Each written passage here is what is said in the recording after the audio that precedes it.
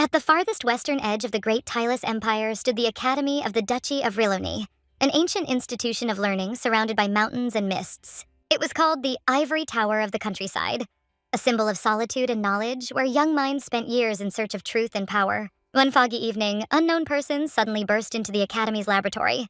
They shouted loudly, demanding that the traitor be punished immediately, as if they already knew who they needed.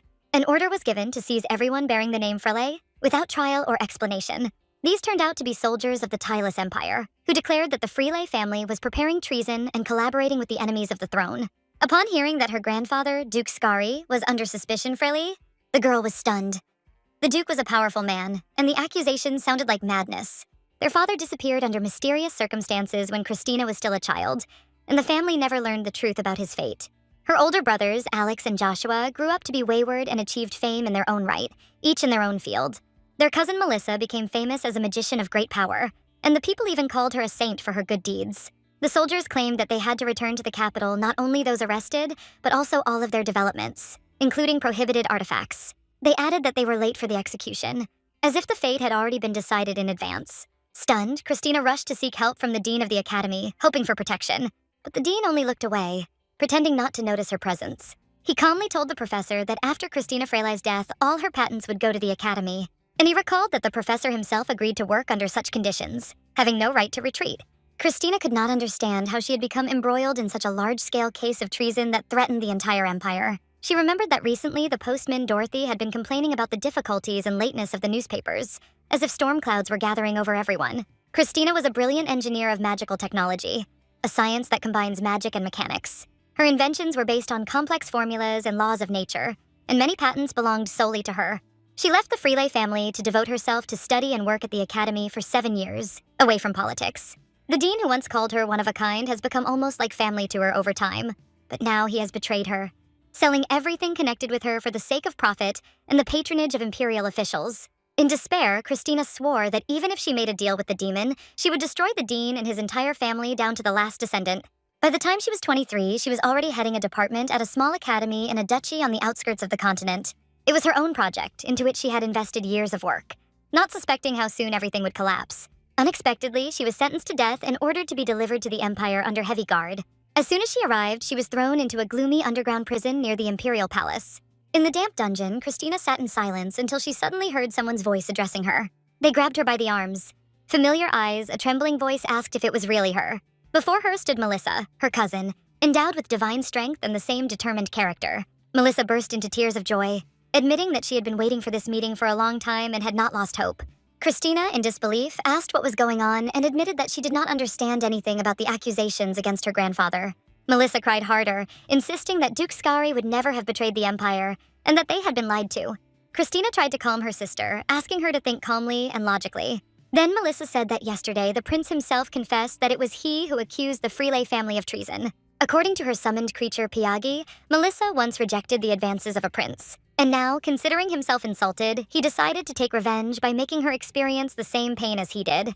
Piagi, a yellow spirit bird created by the goddess, recently lost consciousness after a debilitating spell. Christina just sighed heavily, deciding that her grandfather must have been too tired and weak to allow himself to be drawn into such a trap. Melissa continued to talk about the prince and their grandfather's Skari. Frele. She announced that the hour of execution had arrived and that the criminals should now be summoned to carry out the sentence. Melissa, in tears, turned to Christina, begging her to tell her if it was true that she was about to die. Her voice trembled, and fear literally paralyzed her body, preventing her from taking a single step. But deep down, she couldn't believe she was going to die.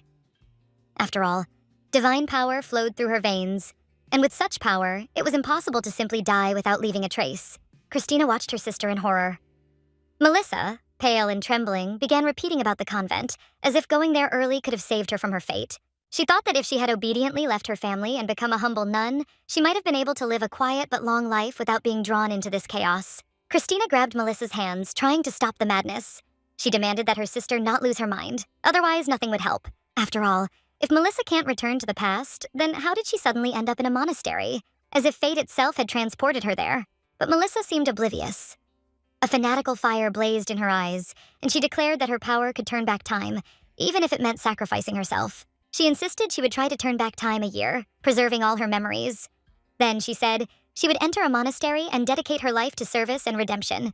Determination took over her. Melissa decided she would never die. At that moment, her body glowed with a soft yet strangely frightening light.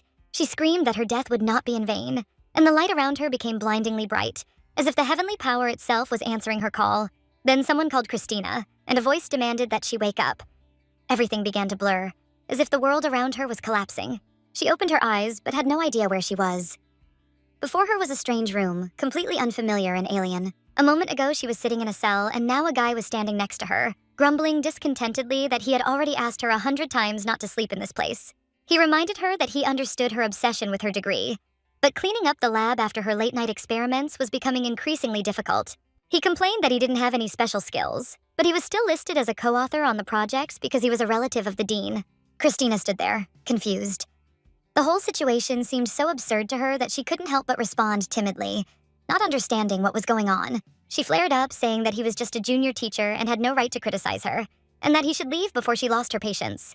But the guy grinned, noticing that it seemed the lady had not yet woken up, because the professor was not he at all, but she herself. After these words, he simply shrugged his shoulders and left, saying that let her do as she pleases. He doesn't care. Christina was left alone and noticed a lab coat, exactly like the one she'd worn during her doctoral studies. Everything that was happening seemed like a dream to her. She remembered calling him junior professor, and now she felt awkward. Perhaps she shouldn't have spoken so harshly. There was a newspaper on the table, probably left by that same guy, and Christina automatically reached for it. She froze as she read the first lines. Surprise and disbelief overwhelmed her, as if she had encountered the impossible. At first, she thought it was a stupid mistake or a joke, because what was written could not be true. But the more she read, the more she realized. She really had returned to the past. Everything was all too accurate. The newspaper wrote that Melissa Frele submitted a petition to the monastery, wishing to become a novice and leave the family estate. It was also mentioned there that she was going to dedicate her life to volunteering to help those in need, completely giving up worldly luxuries. Christina remembered Melissa talking about her intention to turn back time and enter a monastery. Everything matched, down to the smallest detail. Now Christina began to wonder, perhaps Melissa really did possess divine powers capable of changing the very course of time. It became clear that it was her power that turned the past back, giving a chance to replay everything. Christina decided to take action. She decided to write a letter to the monastery, where Melissa was now staying, to check everything out for herself. In the letter, she carefully hinted that she also remembered the events of the past, hoping that her sister would understand her hint. Even she herself found it strange that she had decided to do this. After all, sending a letter would mean admitting the unthinkable. But even if Melissa doesn't figure it out, Christina will think she's a complete fool and won't interfere anymore. For now, she decided to go into hiding and think over a plan to understand how to proceed and change the course of events. A few days later, Melissa's summoned creature, Piagi, flew through the window. It carried a letter sealed with the Frelai sign. The creature calmly observed the dark room where Christina sat without light. It was not surprised by her gloomy appearance. Christina looked tired and almost exhausted. She immediately understood why he had come without asking a single question. Piagi looked around the table and asked what all these notes and calculations scattered everywhere meant. But Christina angrily ordered him to be quiet. The noise was disturbing her thinking, and she wanted the room to be quiet. A lot of time had passed since they had seen each other, but the fox still wrote to them, reminding them of herself with short but strangely warm letters. Christina often grumbled at her, pretending to be indifferent, although deep down she was genuinely worried and anxious about her. The others said that Christina was simply jealous and acting like an arrogant aristocrat, but no one understood that there was concern hidden behind it. Melissa always believed there was a grain of kindness in Christina, even if the last thing she heard from her was hurtful and harsh. Melissa then promised herself that when they met again, she would make Christina clean every pit out of the strawberries as punishment for her stubbornness. In one of her letters, she wrote that one morning she woke up with the feeling that fate itself had told her to become a novice and go to a monastery. She took it as a revelation from the gods, and Christina realized that Melissa simply did not want to die and chose to escape. In the letter, Melissa also wrote that she left a gift for Christina, a notarized deed of transfer of all her property. But Piagi said that the real gift was himself, since Melissa had refused him, deciding that she no longer needed the summoned creature. So she sent him to Christina, passing on part of her will along with him, as if she wanted him to look after her. The Frelay family has long been known for their ability to summon their own unique creatures, which was considered an ancient gift. This usually took place over a period of about 8 years, and each creature had special powers that reflected the character of its owner. But this gift passed Christina by. No matter how hard she tried, she couldn't summon anyone. Even as an adult, she was never able to summon the creature. And over time, she stopped believing that it was even possible. Now, leaving the estate and leaving everything behind, she understood that the story with her creature had gone too far. Pyagi said that turning back time with divine power was almost impossible, but Melissa apparently believed that she could.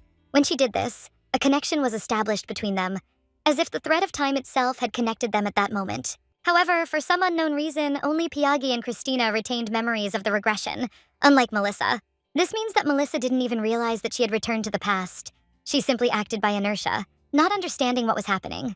The only thing that remained in her memory was the decision to become a novice and leave the House of Freelay forever. Therefore, immediately after returning in time, she rushed to the monastery, causing quite a stir around her. Christina asked Pyagi if he had thought about telling Melissa what had happened and that she had gone back in time. But he replied that no, because Melissa no longer belonged to the Freelay family, and therefore he was forbidden to tell her the truth. Summoned creatures swear to serve only the Freelay, and cannot be loyal to others, even if the new master were kinder.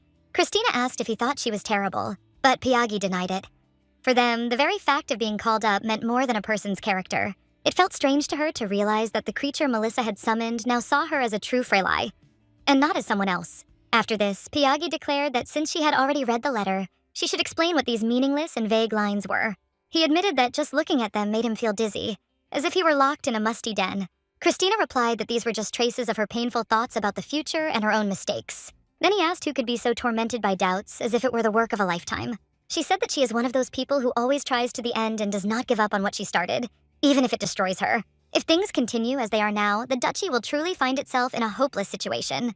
Pyagi noted that despite Christina's efforts, he doubted whether the duchy could be saved under the current circumstances. She lived in the outback and knew almost nothing about what was going on in the empire. She only had a weak thread of guesses. Christina admitted that he was right, because no matter how sarcastically he spoke, she really was poorly informed. But suddenly, a brilliant solution came to her. After all, Pyagi certainly knows what is happening in the capital and in the empire itself. All this time, he remained close to Melissa, which meant he could tell her everything, even the smallest details. She gave him 2 weeks, showing generosity, but he was stunned to hear that he had to remember the events of many years. Pyagi was outraged that she was so heartless, forcing the small, exhausted creature to work without rest. He recalled that he almost died from fatigue while flying from afar to deliver that very letter to her. But Christina firmly stated that he could handle it, because they had a common cause and limited time. She wanted him to make every effort, because the future of the family depended on their joint actions. Christina quietly added that she no longer remembered all the details, but she knew one thing. She couldn't waste another day. He understood that he had to put in far more effort. If he could channel all his power into the right direction, he could tilt the situation in his favor. Birdie was already regretting his decision to come here. No one had warned him that Christina was a strange and overly hardworking girl. He remembered everything, but he wished that events had not developed so quickly, as if someone had sped up time, not giving him the opportunity to comprehend what was happening. Then he asked her to calm down a bit. It occurred to him that there was another way to solve the problem without resorting to extremes. She answered calmly, reminding him that she had warned him. If he tried, everything would definitely work out. He just had to not give up. He explained that summoned creatures were able to directly transmit memories to their masters, without the need for words or gestures. Christina asked again, and he clarified. The transfer of memories occurs in the form of visions, as if the owner himself is observing the past. Because of this, Christina did not understand why memories came to her not as images, but as if written lines of text. It all reminded her of reading a long novel in which Melissa suddenly became the main character, not her. What irritated Christina most was that the story was told in the third person, as if someone was watching from the side and describing every action. The bird admitted that he couldn't change anything. After all, he was only Melissa's summoned creature and not an independent person. He could only see and hear what was happening around Melissa, so the connection between him and Christina remained incomplete. It is probably because of this imperfect connection that memories are transmitted in a way that resembles someone reading a mediocre romance novel. Christina knew that Melissa enjoyed the attention of men, but after her departure, her sister became the object of mad love and admiration. Amidst all this chaos, Christina's name would occasionally surface, spoken with relief on the lips of others, as if her departure were a blessing. One of the men said that if the villainous Christina had remained in the Empire, Melissa would have suffered much more. Another insisted that only Melissa was able to heal her old wounds left by that same cruel Christina from her childhood. And the third one lamented that now that Christina had gone so far away, he would no longer be able to challenge her to a duel and take revenge. All this irritated Christina, but she understood that now was not the time to dwell on other people's words. The main thing now is to understand the key events that took place in the Empire and understand where everything went wrong. It was especially important to study the moment when the duchy was accused of treason, since it was this moment that marked the beginning of the tragedy. Since all this really happened, Christina believed that we were talking about past events that had already happened, so she decided to think of it as a written story that could be analyzed without interfering directly. Now she could look at it again and again, turning the pages as if she were reading an original work about her own destiny. Based on this original work, Christina began the analysis, because they had to act in accordance with plans number 57 and 122.0. But then she decided to combine shots 111 and 121, and also add pieces from 181 and 182 to them to achieve a greater effect. The bird was surprised that Christina remembered all these plans, but she only grinned, saying that there weren't that many of them, and it was time for her to go to the duchy. After all, only she knew what would happen next, and therefore she had to act independently without relying on anyone. Suddenly there was a knock at the door. Christina became wary, wondering who could have come and why they were making such a fuss. A voice came from behind the door. The dean was calling her. That same grumpy old man she couldn't stand. Bertie reminded Christina that she should hurry. The introductory briefing would start very soon, and she couldn't be late. The dean insisted that everyone gather on time, as Christina was supposed to open the meeting with a speech. The event was intended for prospective students and their parents who were considering applying to the academy. The dean wanted to make an impression by flaunting Christina as a talented scholar and an aristocrat of the highest rank. All this, of course, was done for the sake of tuition fees. After all, the more students, the more revenue goes to the treasury. Yes, money was the old man's true goal, and he didn't even try to hide it. Christina smiled coldly, deciding that she would speak out immediately in order to get rid of this responsibility as quickly as possible. But before returning to the duchy, she wanted to somehow repay the dean, even if it was a small but pleasant revenge. The Reloni Academy was already filled with people waiting for the presentation to begin. Christina took the stage and addressed the future first-year students, and their parents gathered in the hall. The dean thanked everyone for their visit and expressed his appreciation for the interest shown in the academy. Then he, with an air of importance, introduced to those gathered the pride of the institution, their outstanding professor. This professor turned out to be Christina Frele, a representative of an ancient and respected family. Christina greeted the audience and explained that she is currently pursuing a doctoral degree in magical engineering. She explained that magical engineering is based on mathematics and science and would give a short lecture on the topic today. The dean noted that Christina's lectures would be incredibly useful for students, as her knowledge and experiments are closely related to everyday life. Christina promised that students would be able to look forward to her classes, because science manifests itself in every phenomenon around her and makes learning engaging. During her demonstrations, she showed unexpected effects, such as lightly pushing the dean to demonstrate power and its effect on objects. As a result, the dean lost his balance and fell to the floor, and Christina continued her experiments, clearly demonstrating how physical laws operate even in such cases. The girl explained that they would now see the reaction of different substances to each other and intended to use water to make the demonstration more visual. She emphasized that this is a lesson in gravity, where every object is subject to physical laws, and even simple movement becomes a clear illustration of science. The dean couldn't understand her actions, and Christina explained that the lecture was in full swing, and his role was simply to observe the process and record details. She then gently slapped him across the face, demonstrating the principle of counteraction and the importance of following the laws of physics in every demonstration for clarity. The girl noted that this is an illustration of the law of action and reaction, which applies to all objects, regardless of their size or force of impact. The students were amazed, because the lecture included such unusual experiments that they had never seen before, and what was happening seemed truly amazing to them. It was also captivating that listeners were trying to figure out how Christina came up with such methods, and what other experiments might follow in the future. In another experiment, she grabbed the dean by the hair, demonstrating that objects continue to move as long as forces act on them, and this became a clear example of mechanics. The girl applied force, and the dean's head shifted sharply, showing how momentum passes through the body and how easily the laws of motion can be demonstrated in practice. She then threw it far away so the students could see the trajectory of the movement, and understand that force, speed, and direction are interconnected in every movement. As a result, the dean flew through the auditorium and out the window, which clearly demonstrated the movement of the projectile and the reaction of objects to the force acting on them in reality. Christina explained that this is a classic example of projectile motion, where the laws of physics become obvious and students gain practical experience through visual aids. The class was fun and engaging, the lecture structure made the material easy to digest, and the unique demonstrations made the lesson interesting and memorable. The girl noted that there is hidden science in every phenomenon, and it is important to notice it even in ordinary actions, because knowledge can be applied in everyday life. At the academy, students study laws and create magical tools that help solve practical problems, making work easier and life more convenient. Christina demonstrated a recently patented, powerful tool designed for complex manipulations, facilitating many processes in experimental magic. To work with it, you need a special set of tools and brushes to carefully control the magical mechanism and avoid mistakes when using it. She applied glue to the card and walked up to the dean, demonstrating how the tool could be used to secure objects, demonstrating magical science in practice. She then taped a card to his face with the humorous message that he was trash. showing how magical actions could be used with precision and effect. The dean didn't fully understand why this was necessary, but Christina explained that it was part of an experiment and that it was important to use tools for visual learning for students. The girl added that she successfully completed the task and showed the students how to operate magical instruments, making the process safe and demonstrative.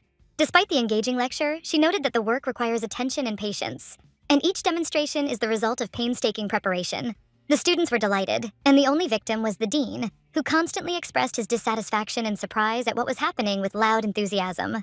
Although Christina became attached to the academy, she understood that her path lay beyond its walls, and decided to leave the walls of the educational institution to move towards new goals. The girl boarded a carriage heading to the Empire, ready for new challenges and adventures, where important events and meetings that could change her life awaited her. The medicine cabinet was interested in Christina's plans for the future, as opportunities were opening up ahead to implement ideas that required courage, decisive action, and proactivity. She intended to go into big business to influence the prince with money, or try her hand at politics, using her charm and negotiating skills. However, Christina understood that she did not understand these aspects because she knew how to spend money, but had no experience in earning it or planning a financial strategy. She also noted that she does not have the necessary network of connections, so political activity is not yet available, despite understanding how to conduct negotiations. The first aid kit decided to clarify what Christina really wanted to do, and she admitted that she had to think about whether to openly tell her family about what had happened. The bird showed curiosity, wondering how serious her words and plans were, watching the girl's reaction and trying to understand what she really wanted to achieve. 6 years later, Christina unexpectedly appeared at the Duke's residence, causing surprise and interest, as her return was sudden and unpredictable. She said she had experienced a regression and knew that the prince was planning to destroy the family, although she did not yet know all the details, which added drama and tension to the visit. The bird believed that no one would believe her words, and Christina agreed that she herself would hardly have believed them as a child, since she was often disobedient and willful. As a child, she caused trouble for her family, highlighting the character of a rebellious girl who was able to create chaos and break rules, acting on her own volition. Being a girl with a difficult character, Christina slammed doors, creating noise and quarrels, gradually forming a gloomy and wayward personality, setting an example for others. However, her immediate plan was to work with the family, using her skills and knowledge to bring order and help her loved ones. Tichka noted that Christina's notoriety and her past are still a concern, and this could become an obstacle to the complete trust of others. Christina Freeley actually felt the same way as everyone else, so she had a carefully thought-out plan of action to resolve the situation. Her plan was to help a man who was considered the prince's sworn enemy, and at the same time to take revenge for past grievances using cunning methods. Before the prince could destroy her family, Christina and her allies intended to act preemptively, enlisting the help of someone else to ensure the success of their plan. When Christina first heard her cousin Melissa's words, she didn't immediately understand the meaning of what was said, and her thoughts swirled around how crazy the prince must be. However, thanks to her original abilities and strategic thinking, Christina was able to take complete control of the situation, leaving no chance for the enemy to surprise. She was determined that her enemy's enemy could become her ally, and she would do her utmost to sort this matter out. Acting with caution and calculation, Christina planned to provide assistance not only to her ally, but also to her family, understanding that her actions would be active and would directly influence the course of events. The guy was shocked when he learned that Christina was returning to the Empire, because no one expected such a sudden decision after her long absence. Even more surprising was how suddenly and swiftly she decided to return, without warning anyone in advance or discussing the details. Christina even filed an application to cancel the patents that were registered in the name of the Academy in order to take control of all important documents and rights. As a result, the Academy descended into complete chaos, with staff confused and unsure of how to proceed or what to do with the new orders. He became extremely interested in finding out what exactly had happened at the Academy and how such drastic actions could have affected the situation within the institution. The man explained that the place was so closed that he did not have full information, and that a similar academy certainly did not expect such events. Considering that Christina's path lay towards the capital, it became clear that she was heading straight to the residence of the Duke, her father, to settle family affairs. The opportunity to finally leave the remote place and stop immersing herself solely in research attracted her, and she decided to act without delay. He couldn't say exactly what awaited her, but an inner feeling told him that the events would be important and would change the usual order of things. He hoped that after a long separation, he would finally be able to meet her and discuss everything that had accumulated during their absence from each other. The imperial capital was located next to the Freeley estate, and from there one could see the magnificent estate of her family, surrounded by green gardens and ponds. The summoned creature, a bird, was delighted to finally be able to see the estate from above, appreciating the scale and beauty of the surrounding area. He noticed that they were almost there, but Christina suddenly grabbed him, demonstrating determination and a complete lack of intention to let him act on his own.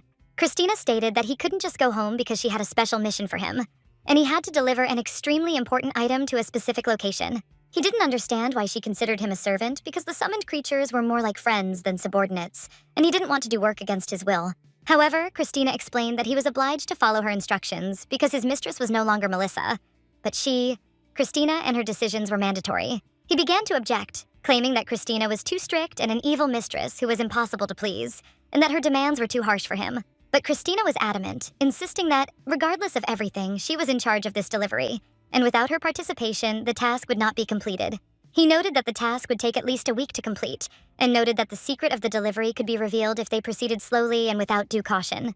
Christina reminded that summoned creatures have unique abilities, and the Piaga has the special ability to make secret deliveries over short distances quickly and accurately. Covert delivery was an ability that allowed the Piagi to transport small items a short distance in about a week, making it indispensable in the mission. In any case, he had to deliver the item to the mailbox as quickly as possible, using every means possible to avoid delaying the process and attracting unnecessary attention. The bird began to complain that his owner was heartless and too demanding, as if she did not care about his comfort and was solely focused on fulfilling her own plans. He said that he had suffered a lot of mental trauma from the actions of his new owner, and now his emotional state had suffered greatly, causing him to feel depressed. It seemed that his soul had suffered a serious shock and was left almost defenseless against Christina's demands and harsh decisions, which greatly worried him. After this, Christina turned to him again, demonstrating calm and confidence, as if her words could change his perception of the situation. She explained that souls do not have capillaries, which means that physical or emotional bruises cannot affect them the same way as the body. Therefore, his mental suffering and apparent trauma could not cause real damage, and Christina tried to convince him that he was misjudging his feelings. The bird took offense and turned away from her, not wanting to listen to her explanations, continuing to believe that Christina's demands were too harsh and unfair. He even stated that he hoped for the complete collapse of the magical engineering that had created such a system of subordination, and dreamed of its disappearance as the source of his suffering. The ducal estate of Frele looked majestic and austere, like a symbol of the family's power, in which every detail reflected the status and strength of this family. Christina had indeed returned, although her past was associated with memories that did not always evoke pleasant emotions, but now she intended to act decisively. The maids were astonished to see Lady Christina, and their reactions showed a mixture of surprise, alarm, and admiration at her sudden appearance at the estate. They did not understand the purpose for which she had returned, and began to move quickly towards her, trying to anticipate her intentions and understand how to behave in the new situation. The servants said they were very sorry for the disorder in the estate after the attempted murder, and that the situation remained tense and required careful handling. On the day of her return, one of her grandfather's maids attempted to assassinate her with a poisoned dagger, but Frele proved too skilled and powerful a target, and the assassination attempt failed. Christina reassured everyone, saying that there was no need to make a fuss or alarm about the incident, because she simply intended to rest after a long and tiring journey. The next day, she was going to visit her grandfather and was genuinely glad that she wouldn't have to deal with him immediately after returning to the estate. However, avoiding awkward encounters does not solve problems, and Christina understood that she would still have to establish contact and discuss important matters with her grandfather. She needed to get closer to him, warn him about her plans, and prepare for the upcoming meeting in order to jointly resolve issues related to the family. Grandfather remained the only person she could trust because he was the head of the family and had power and influence on decisions within the estate. He was shocked to learn that Christina had already arrived, not expecting her return and unaware of her intentions to act on her own. She announced that she was tired and was going to rest, wanting to recuperate from her travels, which caused a mixture of relief and surprise in her grandfather. She promised to meet him the next day, and grandfather was surprised at how suddenly she arrived, without prior notice or warning. He had absolutely no idea what was happening and tried to piece together all the events to predict his granddaughter's next steps and their consequences for the family. Earlier, at 16, Christina often locked herself in her room for several days before leaving, completely immersed in her thoughts and plans, distancing herself from her family. When she went out, her demeanor was harsh and ruthless, especially towards Melissa, with whom she had once clashed and did not miss an opportunity to show her superiority. Her grandfather watched his granddaughter become increasingly withdrawn and detached, and realized that getting close to her was becoming more and more difficult with each passing year. Even when she left for the academy and did not return for a long time, he felt emptiness and anxiety, trying to understand how to influence her future decisions and actions. He believed that he could have regained her favor if he had not scolded her then, and he supposed that his strict measures had really left a mark on her character. However, Christina admitted that she deserved the scolding, so she had to be left alone, and she now hated this place as much as before, maintaining an internal distance. Grandfather Scary Freli couldn't understand what irritated Christina so much about this place. For him, it was an environment of familiar luxury, power, and order, but his granddaughter sensed something entirely different here. The mother was a woman who abandoned her children to pursue her own business. The father ran away from the family, and the eldest girl was too preoccupied with her own concerns to keep up with her capricious teenage grandchildren. Alex, the older brother, was known for his crazy energy and was always swinging his sword, which added chaos to the family life. His presence was always felt, but he was sometimes unpredictable. The second brother, Joshua, was handsome and stylish, but harbored a hidden meanness. Despite his attractive appearance, his actions often caused inconvenience and anxiety to Christina and other family members. Melissa, Christina's cousin, had a sweet smile, but behind it often lurked devious intentions. She knew how to stab someone in the back with precision and stealth, leaving a trail of intrigue. Grandfather advised Christina to stop talking about these things. He believed that discussing petty intrigues and grievances would be useless, and that it would be better to focus on more serious matters. Hearing this, it became clear that the home environment was not at all suitable for raising children who were expected to be well-adjusted, independent, and self-confident in the future. Essentially, the family was left with only wealth, power, honor, and status. Everything else, emotions, trust, and mutual understanding, faded into the background and did not create a safe environment for Christina. However, her return meant that Christina's opinion had changed. This time, her grandfather decided to have a real conversation with her, to find out her thoughts and understand how things were in real life. He was informed that Alex had gone to search for the maid's relatives, trying to find out who was behind the recent assassination attempt. He was searching for answers while simultaneously trying to protect his family. The letter was sent to Lord Julius. It seemed that for the investigation to be successful, they would need to draw on his insight and experience in such matters to understand their enemies' motives. Grandfather also asked for a smart maid to be assigned to Christina. He wanted her to be close to her granddaughter and be able to spot any oddities or dangers in a timely manner. The maid had to report any unusual behavior immediately, and her assignment had to be immediate, so that Christina felt supported and in control, even if she didn't realize it. Grandpa added that he was going to take a short stroll around the greenhouse. He wanted to take a break from the family bustle, check on the plants, and find some peace before another busy day. Suddenly, he heard voices. It was the summoned being Piagi.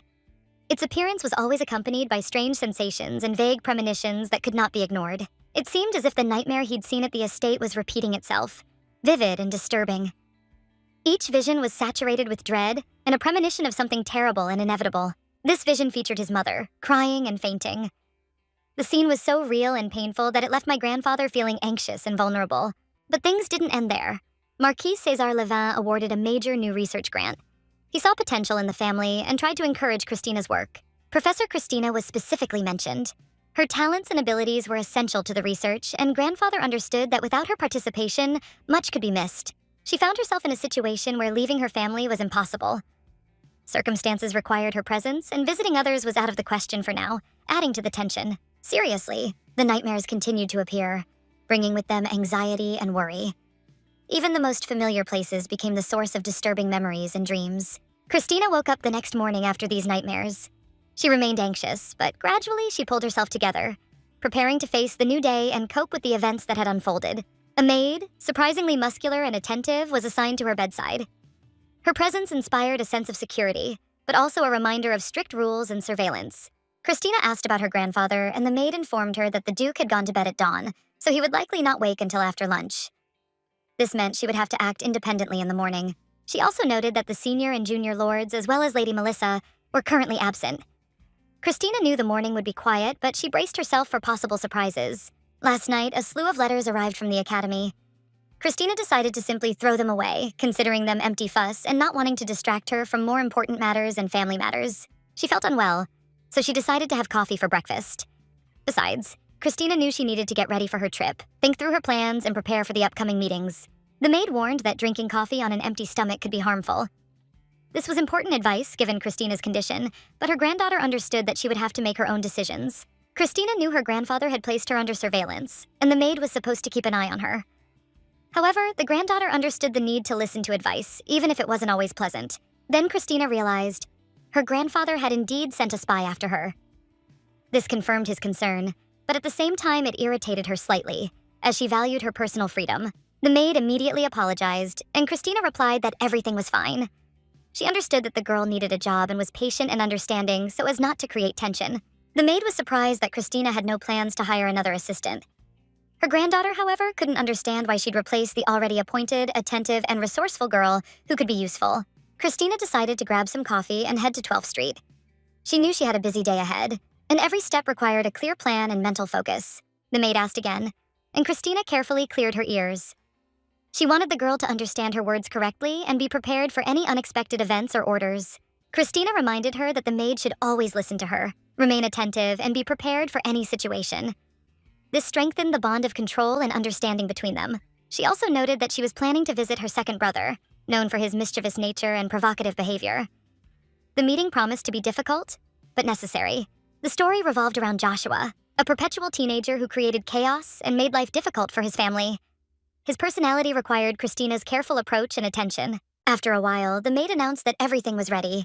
The house was tidied up, and Christina could leave without worrying about minor household details, focusing on the important matters. She also asked if Christina was happy with the checkered pattern on her dress for the evening. A harmonious look was important to her granddaughter's confidence. Christina replied that everything was fine, and the current plan was fine. Her goal for today was to meet her grandfather and get closer to him, strengthening family ties and improving communication. Christina understood that for a healthy family relationship, it was important to start with something kind. She tried to compensate for all the troubles her grandfather and others had caused her in the past by choosing kind deeds. Summoned creature Skari Ferlaya, How, had the ability to absorb poison and purify it. This made him indispensable in dangerous situations where any family member could be threatened. Oddly, after Christina left the academy, How hadn't appeared. Until then, his presence had remained rare and mysterious, as if he'd vanished from view. Later, when Grandpa and Melissa were arrested for treason, How emerged in such a state he could barely stand. His body and energy were drained, as if he had been through something extremely dangerous. Something momentous must have happened while Christina was at the academy. These events left a deep mark on How, on his condition and actions of which she was not yet aware. Perhaps he absorbed the deadly poison so intensely that he was unable to fully cope with it, let alone purify it. This would explain his weakness and rare appearances. Christina had about 6 hours before her meeting with her grandfather that day. She carefully planned every step to ensure she had time to prepare and make the visit as smooth as possible. But now she was ready to go out at exactly 12 o'clock. She understood that time was limited, and she wanted to greet her grandfather looking her best, confident and determined. When Christina arrived, she noticed that passers-by were adorned from head to toe with luxurious items. This created a strange feeling, as if the city had become a display of wealth. If you put everything you saw together, you could probably buy your own house. The amazing things people wore were striking and emphasized the scale of wealth around them. They once again attracted attention and made headlines in Laura's newspaper. Events surrounding the family became a constant topic of discussion and rumor, heightening public interest. Christina's second brother, Joshua, was there. Everyone even showed affection for the snake holding his hand. This creature, though unusual, aroused the admiration of those around him. Everyone knew this summoned creature belonged to the Frelai family. Its origins and ties to the family were obvious, and everyone understood that it was part of the family magic. Considering how Joshua managed to cope at such a young age, perhaps the creature's ability was to sniff out money, finding wealth where no one expected it. Perhaps this was dirty money that the duchy failed to protect. Wrapping oneself in luxury seems to have become a way to gain the approval of others through material manifestations. However, Joshua was completely shocked when he saw the Frelay duchy's carriage. He couldn't understand why it was there, or what exactly brought Christina to this place at this moment. He had no idea why Christina had appeared here now. It was unexpected, and Joshua tried to piece together the events that had led to her sudden appearance. It seemed Alex had come to threaten or punish him. His intentions were clear, and Joshua sensed the situation could quickly spiral out of control. And then he saw Christina coming out. It was already late, but despite the circumstances, she seemed to be congratulating him on managing this on his own, showing care and attention. Joshua couldn't believe it was his little sister standing in front of him. He was amazed that she had changed and become confident over the years, but she was still the same Christina he knew. She noted that Joshua lived like a low-class, get-rich-quick man seeking attention. Her words highlighted the contrast between his lifestyle and his mother's money habits. Christina gave him a housewarming gift, a vase with a checkered pattern. It was symbolic, beautiful, and unusual, highlighting her attention to detail and understanding of her brother's tastes. She explained that he didn't fully understand the beauty of right angles, but the vase looked beautiful, like a coordinate plane. Her words added a slightly philosophical note to the gift. Ignorance is not a crime. Christina reminded her brother that mistakes or ignorance don't make a person bad, and that everyone has the right to their own preferences and views. Afterwards, she picked up the book and threw it in someone's face. It was a gesture full of determination and symbolism, directed at the person who had criticized or doubted them. She clarified that this was the very person who spoke about an inferiority complex and other shortcomings. Christina made it clear who deserved such a reaction for their words. Her brother enjoyed the luxury their family's status brought them. This reflected his personal preferences and habits, allowing Christina to understand his approach to life and wealth. These were purely his personal tastes. He valued convenience and comfort, and his actions had no hidden meaning, simply expressing his individual preferences. Christina also emphasized that no one should make up stories about other people's circumstances. She sought to protect the family from gossip and ill will from others. When they arrived, they did all this out of envy. Christina understood that the motives of those around her were selfish and envious, and she tried to preserve the family's dignity despite this. Trying to speak calmly in front of people after a long break was extremely nerve-wracking for Christina. She had to compose herself and control her emotions to project confidence and composure. She was close to the newspaper's editor-in-chief, and that gave her confidence. Only those who were open about it dared insult Joshua, knowing the consequences would be immediate. Only if someone didn't want their personal belongings to become the subject of public ridicule did they keep their mouths shut. This created a fine line between safety and risk. Joshua suggested they simply go inside, since he hadn't seen his sister for 6 years. He wanted to calmly reconnect and understand how Christina had changed in that time. When they entered the living room, Christina practically screamed in amazement. She assessed the amount of money invested in the furnishings, marveling at the wealth and luxury around her. Joshua noted that the pillow was a limited edition, which someone like Christina with no sense of style wouldn't even notice. He smiled quietly at her reaction. In any case, Joshua hadn't changed. Despite the years, his character, habits, and demeanor remained the same, evoking a mixture of surprise and warmth in Christina. Even with his terrible speech, communicating with him always brought good fortune. Christina knew her brother was capable of support and understanding, and this made her meetings with him special. He also noted that he was curious about when she arrived in the capital. Joshua wanted to learn about her life, her adaptation, and her impressions of new places and events. Christina noted that he knew everything since he was the editor-in-chief and her deputy. His snake, golden and intelligent, watched them, demonstrating unusual abilities. This snake is a recognized creature capable of transforming into a human form. Its uniqueness amazed and delighted, emphasizing the magical component of the Frelai family. She'd heard that Vlad, the newspaper driver, was a green-haired, green-eyed girl. Her appearance and personality created an impression that was immediately memorable to those around her. Grandpa and Alex ordered their immediate resignation. This decision was unexpected and decisive, demonstrating the importance of discipline and following family orders. Joshua resolutely left his home, leaving the past behind. Now he lives a peaceful and successful life, enjoying freedom in the absence of old obligations. He knew of her arrival in advance, having received word of her intentions the previous evening. It seemed the entire capital knew of this event, and his knowledge was complete. Despite this, she appeared faster than he expected. Joshua was surprised by her decisiveness, not expecting her to rush toward him so quickly and without hesitation. The main reason for her visit was that she had 2 important matters which required immediate discussion with him and would not tolerate delay. Joshua noticed her confidence and impudence, realizing that when she found out the details, she would immediately leave. But he had no doubt that she knew how to act decisively. She asked him what he thought about his summoned beings falling ill. He admitted that he would rather bear their suffering himself than see them suffer.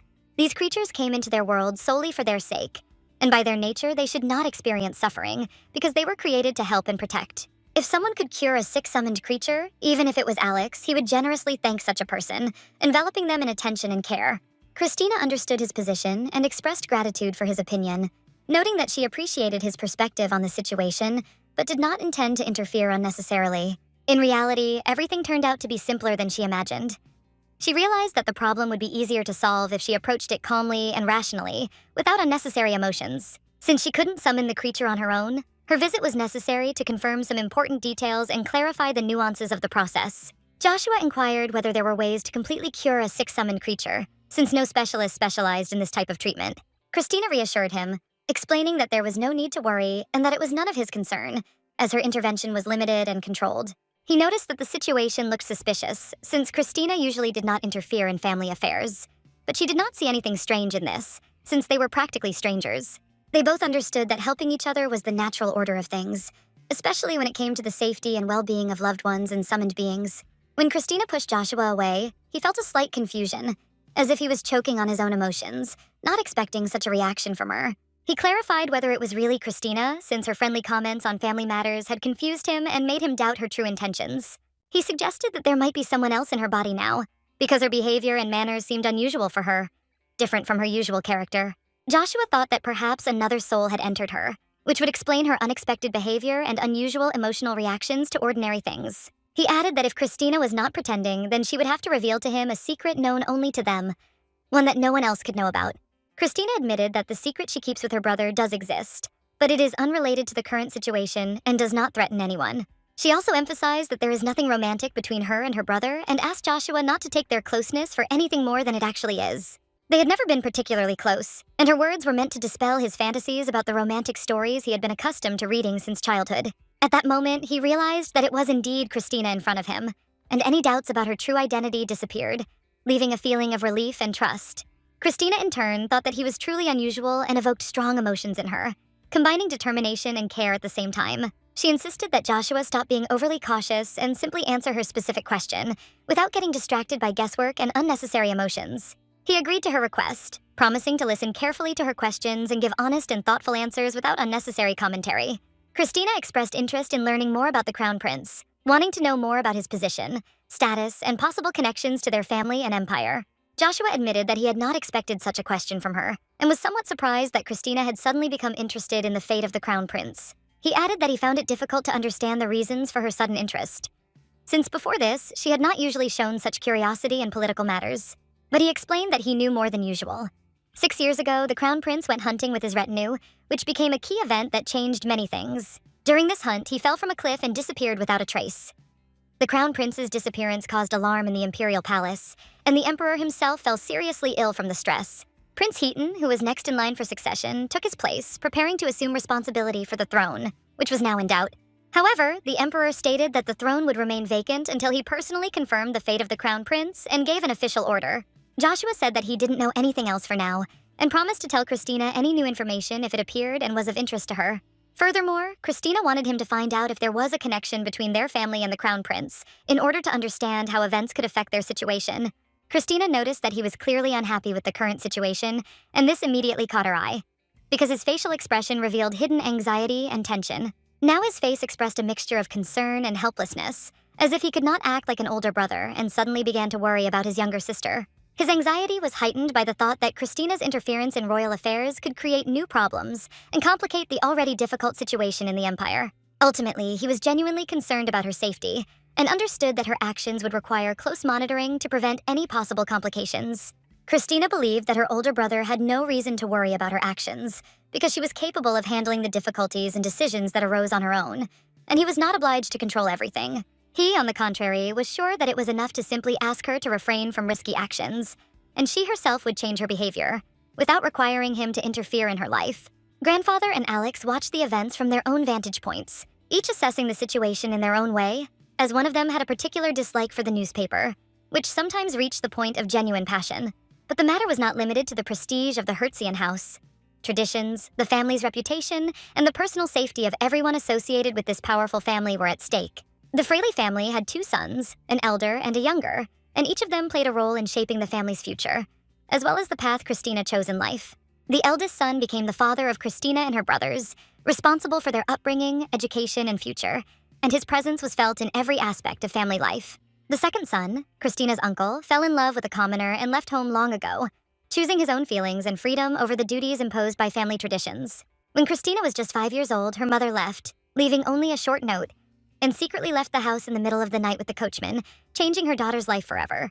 During her escape, she fell while trying to escape the pursuing knights, and her life was tragically cut short, leaving Christina with the pain of loss and a feeling of emptiness. Later, Christina's father, having changed into something resembling a human being, went to the Northern Duchy, leaving his family and home, hoping to find answers or escape a personal tragedy he could not cope with. He went hunting in the Northern Islands and never returned, leaving behind a void in which Christina and her brothers gradually learned to live without their parents' presence. The problems didn't stop there. Christina had inherited her mother's pink hair and green eyes, making her look like the woman who had left the family many years ago. In addition, she was the only one in the family who did not have a presumed being, and this created enormous psychological pressure on her, forcing her to constantly prove her worth. When Christina thought back to these events, she realized that she was the only one who had suffered then, and perhaps that was why her upbringing and growing up were so difficult for all 3 of them. She later addressed her brother, explaining that congratulations on gaining independence back then meant recognition of his efforts and self-affirmation, and not just a formality.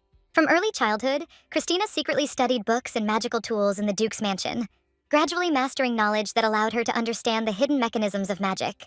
She even asked her brother if he knew what she was working on back then. A magical golden instrument that could change the color of her eyes was her secret passion and experiment.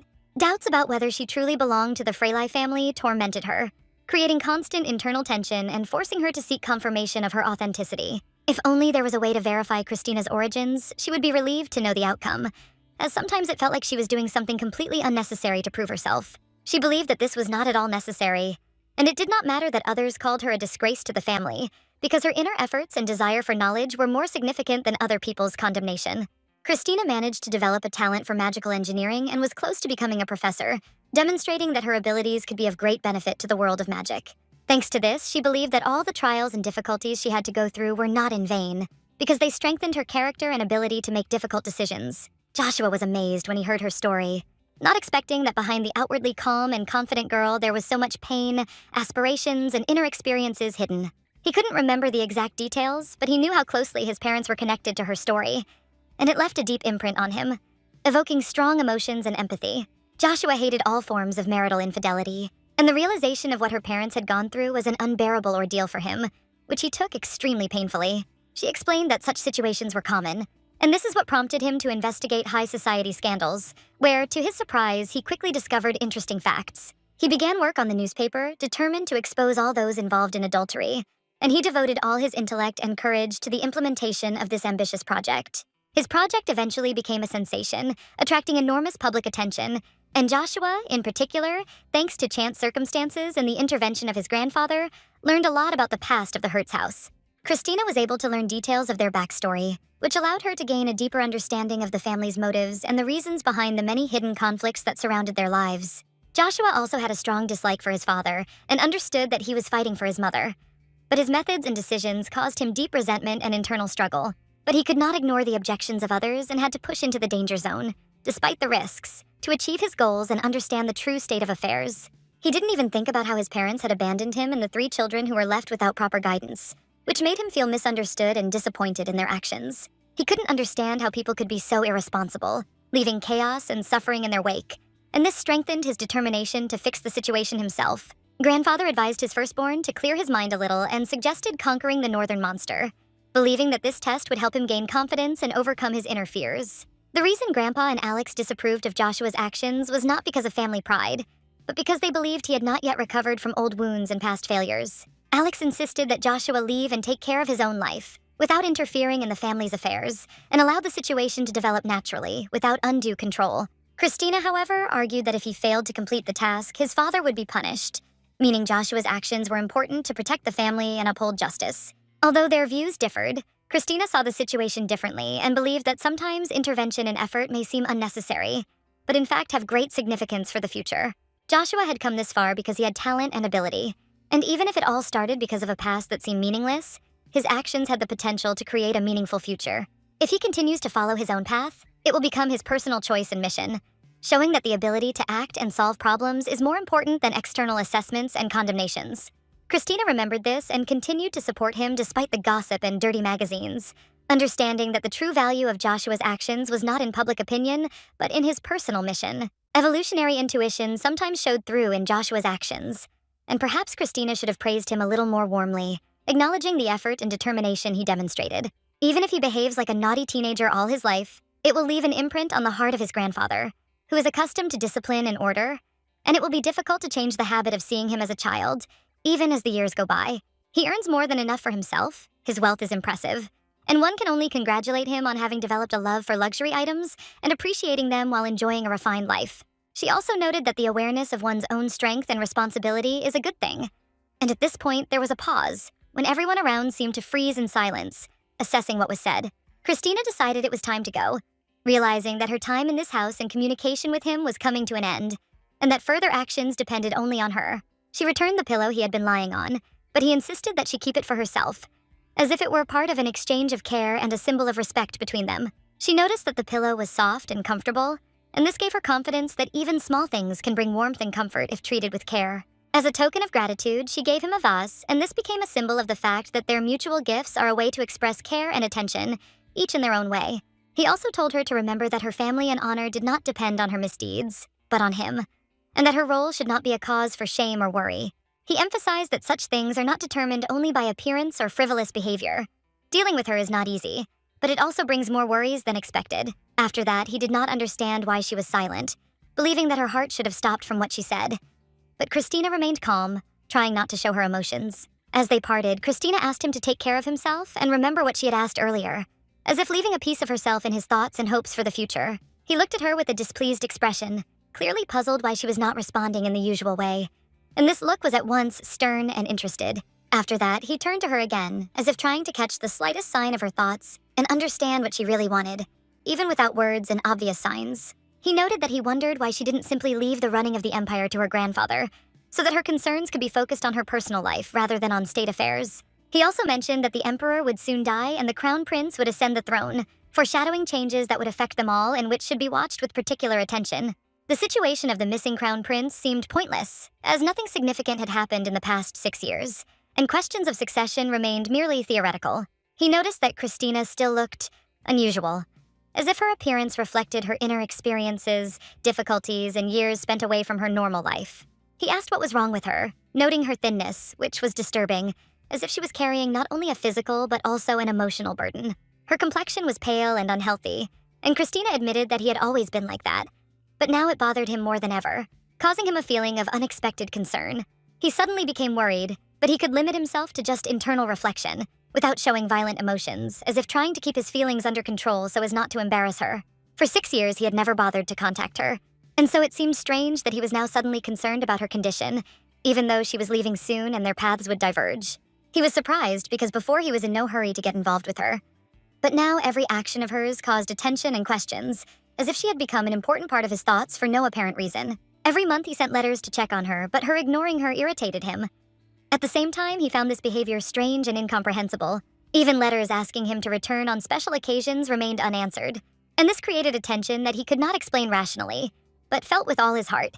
She also ignored messages every time that she would not attend the academy, as if she was deliberately keeping her distance and not allowing anyone to interfere in her affairs. She hadn't invited him to her first thesis presentation, and now he had to follow her to understand what was going on and perhaps offer support or influence. It seemed that something was wrong, and this time he needed to approach her and have a serious talk, so he decided to return to the house to prepare for the conversation and think about his words. The sun should have set today, but it seemed to be moving back to the west, creating a strange light and atmosphere suitable for reflection and preparation for an important conversation. The coachman asked the lady if she was returning home, but Christina said that she was going to the store to buy something important, despite the upcoming worries and fatigue.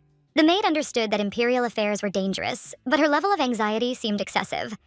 Everyone around her noticed how carefully Christina treated both her duties and herself. They never showed much interest in her, so she thought they didn't care, and that's what allowed her to maintain inner independence and autonomy in her decisions. She sent letters asking him to come, but they all remained unanswered, creating a feeling of detachment and uselessness that sometimes weighed heavily on her. If all the worries were left to the old and sick grandfather, as Joshua suggested, the consequences could be dire, and the family would again find itself in a crisis situation with no way out. The entire family could once again find itself on the brink if someone did not take responsibility for the fate of the empire. And this understanding made her cautious and attentive to every step. To say that searching for a populated area is pointless is also wrong. When she was 13, she was told that she would live with Melissa, and this decision shaped her future. Melissa was the same age as Christina, and they should have gotten along like sisters, the daughter of an uncle who had long since left home, creating the basis for a close relationship for them. After the death of her parents, Christina Freeley was taken to her grandfather, Skari, along with her cousin Melissa, who was the same age as Christina, to live under his care and study in the atmosphere of the Tylus Empire. Despite being a member of a collateral branch of the family, Christina possessed a rare gift, the ability to summon magical creatures, which made her unique even among her own family. Since the day Melissa first received the summoned creature, Christina had a strange dream every night where her own bird would scream and hint at a connection with Melissa's creature, causing anxiety. Whenever Christina encountered Melissa, she would be overcome with strange, conflicting feelings, and one day she demanded that her sister remove the seeds from the strawberries, displaying a bossy and irritated attitude. Gradually, Christina began to accuse Melissa of stealing her pie, leading herself to internal struggle and torment, especially when both reached the age of 16, experiencing tension between themselves. One night, Christina decided to take a desperate step. She attacked Melissa with a knife, but her attempt was stopped, and she realized that her actions were too dangerous and caused discontent among those around her. Everyone around her believed that Christina had gone too far, and her actions reflected extreme emotional stress. She did indeed often allow herself to act too abruptly. However, Christina had her own goal. From the age of 13, she studied magical engineering and created a special artifact that was supposed to help her achieve her goals using magic and knowledge. The artifact was a magical instrument capable of changing eye color. Although it was not originally intended to change Christina's own eyes, but served to realize her plans. Christina knew she wouldn't make a fool of herself by allowing her eye color to change accidentally. All her actions were carefully thought out and aimed at achieving a goal. From the very beginning, Melissa was the object of her plans. Christina's goal was to change the color of her sister's eyes so that no one could ever doubt her rights or merits within the family. Then no one could argue that Melissa was better suited to the role of Lady Freyli than Christina, and that gave her a sense of control and satisfaction. The artifact required the user's blood to activate, so Christina attempted to stab Melissa with a knife, seeking to carry out her plan magically. Grandpa noticed the situation and said that Melissa had indeed crossed the line, and Christina needed to understand what was right and what was wrong in order to avoid making dangerous mistakes in further actions. Christina had to think about her actions, enter a state of self-restraint, and learn to control her impulses so as not to ruin her relationships with loved ones. At that moment, she realized that if she continued in the same spirit, she would remain trapped in her own suffering and emotional pain, finding no peace in her thoughts and actions. She was suffering because of something she could never achieve. Changing the color of Melissa's eyes could no longer fix anything, and Christina realized that she had done a stupid thing and taken an unnecessary risk. She asked her grandfather to send her to the academy, hoping for a new environment and the opportunity to rethink her actions, move on from past mistakes, and gain fresh experience in learning and life. She reflected on what had happened and decided to bury the artifact forever, realizing that she would not use it anymore, so as not to repeat the same mistakes and not harm her sister. However, since she had dedicated her childhood to creating the artifact, it would have been too wasteful to simply throw it away. The tool was part of her efforts and magical experience. Later, Christina planned to think about how best to get rid of the artifact, trying to find a way to end this stage of her life without unnecessary risk and emotional stress. She clarified how much time remained until her arrival in the duchy, planning her next steps and thinking about upcoming events and opportunities for herself and her family. They seemed to have traveled quite far west, and Christina estimated the distance, taking into account that new encounters, trials, and decisions requiring attention and caution lay ahead. After this, she asked not to stop for a moment, intending to move on and not to waste precious time in order to achieve the goal and not to give in to doubts or fear. The knight warned her not to go too far, but Christina knew she needed to go that distance to test her strength and gain self-confidence. That seemed enough when suddenly she heard a voice that ordered her not to approach him, causing her confusion and instant fear of the unknown person. Christina didn't understand who was in front of her, and the feeling of anxiety grew. The unknown made her wary and assess the situation, not knowing what to trust. She almost lost consciousness, not understanding where this man came from, and felt a strange mixture of surprise and apprehension, as if the reality around her had instantly changed. He looked about her age, and from the quality of his clothes, one could guess that he belonged to the nobility, and therefore was probably the child of a rich or influential family. He repeated once again that it was not worth getting involved with him, creating a sense of mystery and caution, as if warning Christina of potential danger. She should have just pretended she hadn't noticed and moved on, but she didn't understand why he was so concerned and overly attentive to her presence. He told her to listen to him, warning that otherwise she would regret interfering in a matter that did not concern her, causing her internal conflict. Christina didn't even promise to help him, realizing that leaving him here was dangerous, and her tender heart began to have doubts about the correctness of her actions. She asked herself that if this is what he wants, then there is nothing she can do, and wished him to take care of himself, trying not to interfere in events that could be dangerous. After that, she quickly left, realizing that it was dangerous to stay nearby, and her actions were swift to avoid unnecessary problems and not put herself in danger. He was surprised that Christina left so quickly, not understanding her motivation, and her sudden speed of departure left him with mixed feelings and slight bewilderment. Christina decided to find another place where she could safely move, avoiding possible conflicts and being in a state where she could think about her next steps. At the same time, she moved very quickly, realizing that time was of the essence and that she had to act carefully, leaving no room for mistakes or pursuit. Suddenly, Christina returned to him, and the guy did not understand why she changed her mind and came back, creating tension and surprise in their meeting. There was a note of joy in the young man's voice, and he noted that he had told her not to interfere. But Christina's presence caused him mixed emotions and joy at the same time. Christina decided that he didn't need to say anything extra. She would simply leave on her own. But an idea arose in her mind that could change their interaction and the course of events. She remembered the rare magical instrument that she was about to throw away, realizing that this artifact could be useful to someone else, although it was useless to her. She thought about handing the instrument over to him. It could change the color of her eyes, and Christina knew she no longer needed its power and capabilities. She also suggested that if he needed money, he could secretly sell it somewhere, such as on the black market, where all purchases were not monitored, keeping the transaction secure. Christina realized that selling it on the black market would keep the instrument safe and useful to someone else without risking herself or exposing information. He, by the way, asked if this was true, and asked where she was able to get such a rare and valuable magical item, surprised by its rarity and capabilities. Christina remembered that one of her friends had once created this, but he was no longer in this world. And after that incident, she had noticeably changed, which made her words almost true. She explained that it was enough to think of the desired color, bringing it to the eyes, and after using the user's blood, the magic could only be used once, and the effect would resume the next day. He wondered why she was doing him this favor, and Christina replied that she was doing it only for her own peace of mind, without expecting anything in return. Leaving a wounded person in such a place is always unsettling, so she tries to give him something valuable to ease his condition a little. She doesn't need these things herself, but by giving them away, she seems to free a part of her soul and receives a little inner relief. Surprisingly, for him, it turned out to be a truly useful magical tool, capable of helping in the most difficult situations. He was sincerely grateful for her actions, realizing that it is rare to meet people who are so selflessly willing to help others. It fascinated Christina. She couldn't see a single hair on the object, but it emanated a strange, trustworthy aura. She asked why all this had happened to him, and he honestly admitted that he had been betrayed, explaining that there was nothing more to add to it.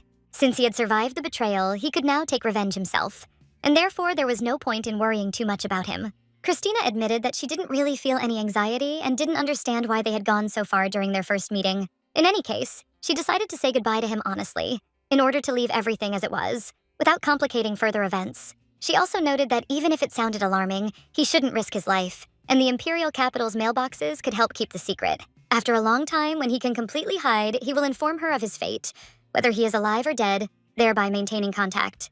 Understanding the danger, Christina also decided to create her own secret email account for secure correspondence and information storage. This way, they will be able to communicate with each other without worry, knowing that no one will be able to intercept their messages. She promised to think about it, and he said that he needed to write down the mailbox number, but she suggested just remembering it and left. This was the last time she saw him in person, because then she had to hurry and take care of other important matters. Soon after, she heard news that the Imperial Crown Prince had gone hunting with his acquaintances and disappeared, falling off a cliff without a trace. The event coincided with her route, and then Christina realized that they were probably talking about the Crown Prince, whom she had definitely seen before. She had definitely met him before, remembering the sparkling silver hair that immediately made him stand out from other people. His voice, slightly hungry and demanding, was a symbol of royal power and inspired respect in everyone who heard it. Even at a young age, the presence of a swordmaster worthy of her grandfather stood before her, causing Christina to feel a mixture of admiration and apprehension. Everyone around was simply amazed when they saw this chubby, joyful little prince who radiated childish energy and power. The Crown Prince was always surrounded by those who sincerely loved and respected him, which only increased his prestige and authority. He smiled joyfully, almost constantly, embodying all the symbols of royal power and confidence that those around him so lacked. True symbols of power were visible in everything, in his appearance, his manners, and in the way other people treated him. Christina constantly heard talk about him and his achievements, which involuntarily forced her to compare herself to this image. She envied his confidence and recognition of his origins, constantly looking back at him and analyzing his every move.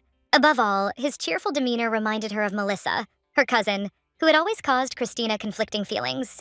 Her gloomy character instinctively avoided such bright and open personalities, causing internal resistance to close communication. At first glance, it seemed that they would not be able to get along, so Christina showed no interest in him and tried to keep her distance. If this boy really was the Crown Prince, there was still a possibility that they simply wouldn't recognize each other in the future. His voice and mannerisms confused her a little, making her doubt the true identity and intentions of this young prince. If he really was the Crown Prince, why didn't he ask to be taken to the palace, and why did he hide like a criminal? However, after her return, everything changed. She did not understand the reason, but at the same time, the summoned creature began to show unexpected revenge almost at the same time. The Crown Prince had mercilessly exacted revenge without revealing his identity, and since he had survived, he could now exact his revenge without any hindrance. Christina sensed the crisis caused by the Crown Prince's actions and understood that the second prince must face the consequences for the Fraley family.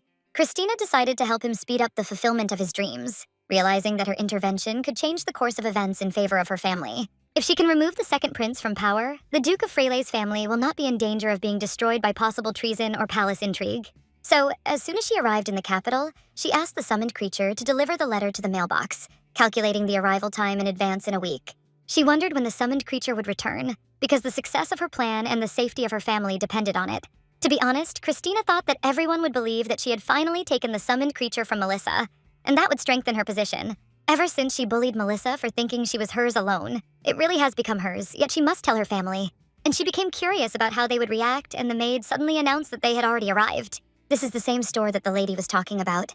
I noticed that His Highness always spoke very clearly about the princess, and emphasized that they were only using each other. Therefore, he does not understand at all why he put so much effort into choosing clothes.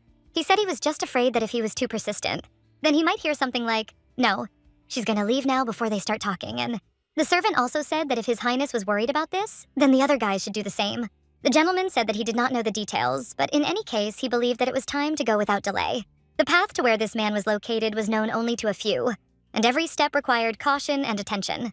The general store offered almost everything needed, including emergency medical care, so that no one would be left without help in a critical moment. There were also stimulants that could help a person regain strength and act faster in any circumstances. Christina took it all into her own hands, decisively putting the necessary things into the basket, understanding the importance of each item. She ordered the maid to hurry with the purchase and act as quickly as possible, because the sun was already rising high over the city. Grandfather should have woken up around now. Perhaps it was because Christina had run away after causing a lot of trouble. Meeting her grandfather face to face made her feel uneasy, but the brothers could be sure that they were truly of the same blood, like heirs to the same destiny. However, in front of her grandfather, Christina often wondered if she was really his granddaughter, because now she was no longer the same child she had been then. Suddenly, someone made a strange sound, and Christina instantly turned her head, alert and prepared for the unexpected. A nobleman appeared before her, entering the room with confidence, grace, and a calm elegance that immediately attracted attention. She saw before her a man with an expressive appearance, facial features that combined severity and attractiveness at the same time. He was dressed impeccably, and his blue hair added an unusual, almost magical charisma, and made his image mysterious and memorable. Christina couldn't immediately understand what exactly she was seeing, because 6 years ago, such people were almost never seen in the capital. She looked at him carefully, trying to understand who this man was and what role he played in what was happening around her.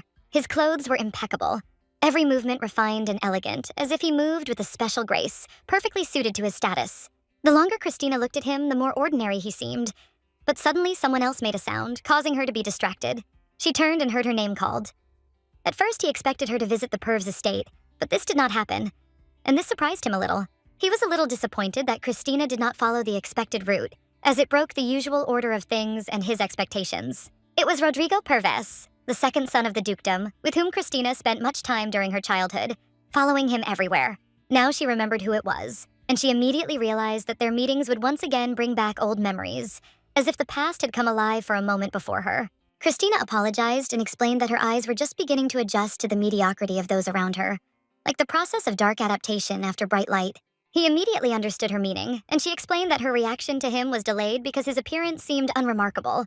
She wanted to say that Rodrigo's appearance was so ordinary that her assessment only occurred after a moment of observation. All around them, people's gazes fell upon them, their attention focused on them, as the presence of the Duke's son always attracted interest. But most tried not to look directly, realizing that it was better not to get involved with him, because his status and origin made him unattainable. He noted that it seemed that Christina was very offended by him, and this was immediately reflected in her behavior and attention to him. The reason was the marriage negotiations with Melissa. She didn't even greet him properly, which didn't go unnoticed. He remembered how she had once followed him around, showing interest in him, only to suddenly go to the academy and catch his attention.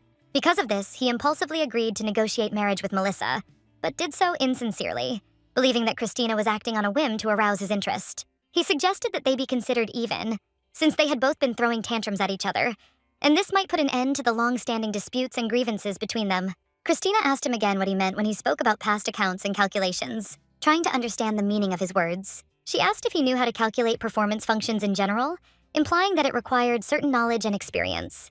He asked what that meant, and she noted with a grin that he couldn't even understand that, confirming the weakness of his skills. His abilities were too weak to count with her. Perhaps he abandoned mathematics after the problems with the torn calendar. They continued arguing, and Christina finally said that if he wanted a greeting, it would be better to do it right now, without delay. She asked how he was doing and reminded him that she thought he was already a great chef and expected him to improve. He asked her what she meant, and she reminded him that he had been interfering with her relationship with Melissa since childhood, creating obstacles and tension. When she said this, everything seemed to go silent, and those present simply choked from surprise and sudden tension. He didn't understand why Christina called him her chef, since there was no such closeness or professional connection between them. Eventually, they simply began to leave, gradually moving away from the scene of the conflict and leaving the situation unfinished. Christina noted that it was commendable that he tried to outdo his older brother by seeking to marry someone from the duchy, showing ambition. In such situations, it is necessary to choose only one person, without being distracted by different opportunities and relationships at the same time. For now, it's worth focusing on enhancing your own masculine charm to have a chance in such elections and to win attention. Melissa fled to a convent just before her engagement, choosing a path of service and spiritual life over her commitment to him. This meant that she chose to help the poor and do charity work rather than marry him for status or gain. He didn't even know how to react to this, being completely confused and afraid of Melissa's unexpected choice. The man then turned to the lady and expressed his regret, showing respect and realizing that the situation was unpleasant for all parties. But he asked that the private conversation be moved outside, as the current discussions were interfering with their business plans and organization. Christina apologized and said that everything seemed funny because those around her laughed, finding the situation funny and ridiculous at the same time. Then he grabbed her hand and said that they were leaving and she remained the same reckless girl she had been before, without changing her habits.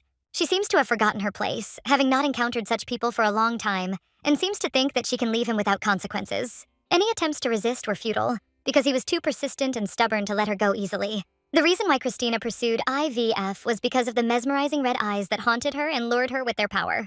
If she had married him, they would have had children with red eyes. And then Christina was obsessed with this unusual color and its meaning. Her hair could be dyed or she could wear a wig, but her red eyes remained an inviolable element of her passion and admiration. She admitted that this was the first man she had ever begged to marry. And 6 years ago, she would not have been able to control herself if he had smiled. Christina noted that, according to others, the first person she wanted to marry was Alex, which came as a surprise to everyone. In any case, judging by his behavior, he came running like a stray dog without an owner, showing strong affection and interest in her. He probably still finds her attractive, as she is a lady from the duchy, and despite her reputation, his feelings remain strong.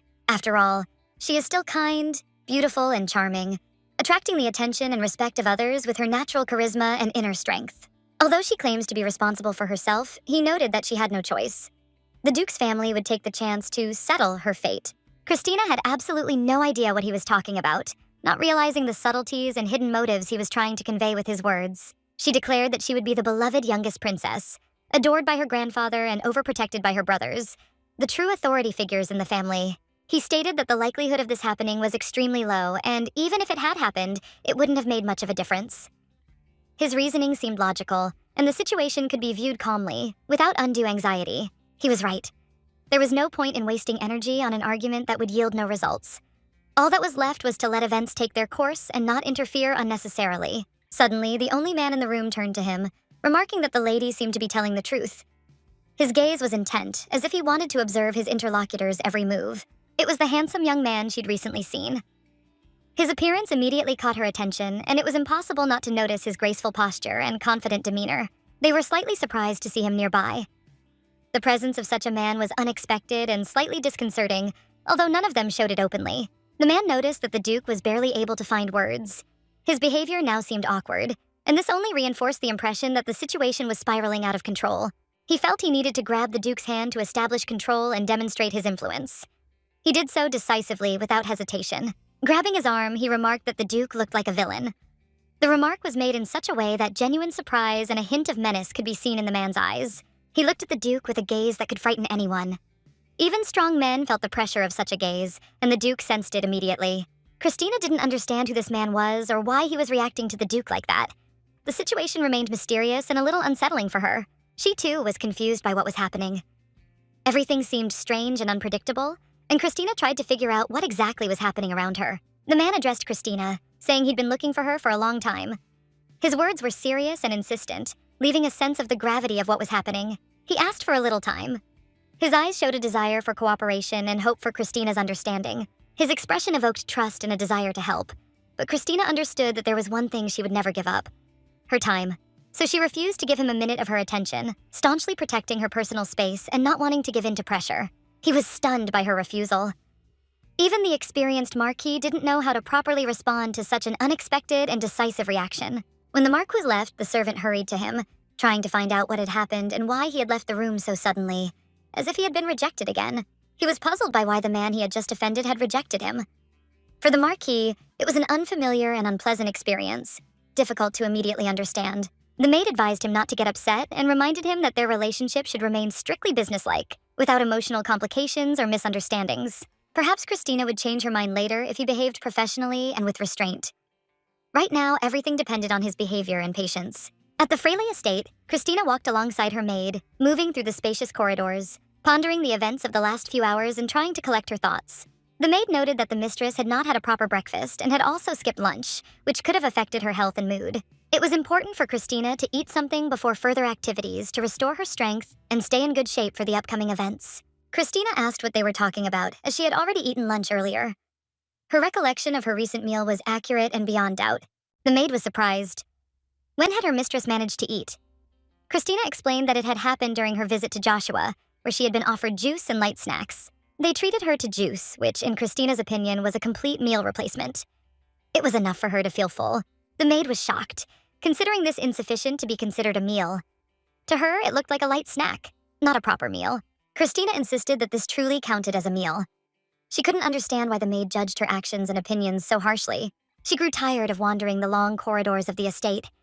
The vast spaces oppressed her, and the walk became increasingly tedious and slow. Then Christina noticed that her maid was as strong and resilient as a spy. Despite the difficulties, she still maintained her resilience and attention to detail. The maid explained that she was bringing her own changes, but the lady's physical strength was still average.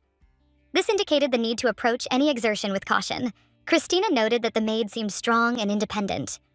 Her straightforwardness and ability to speak her mind without regret inspired respect. They soon reached the greenhouse, and Christina finally took her place.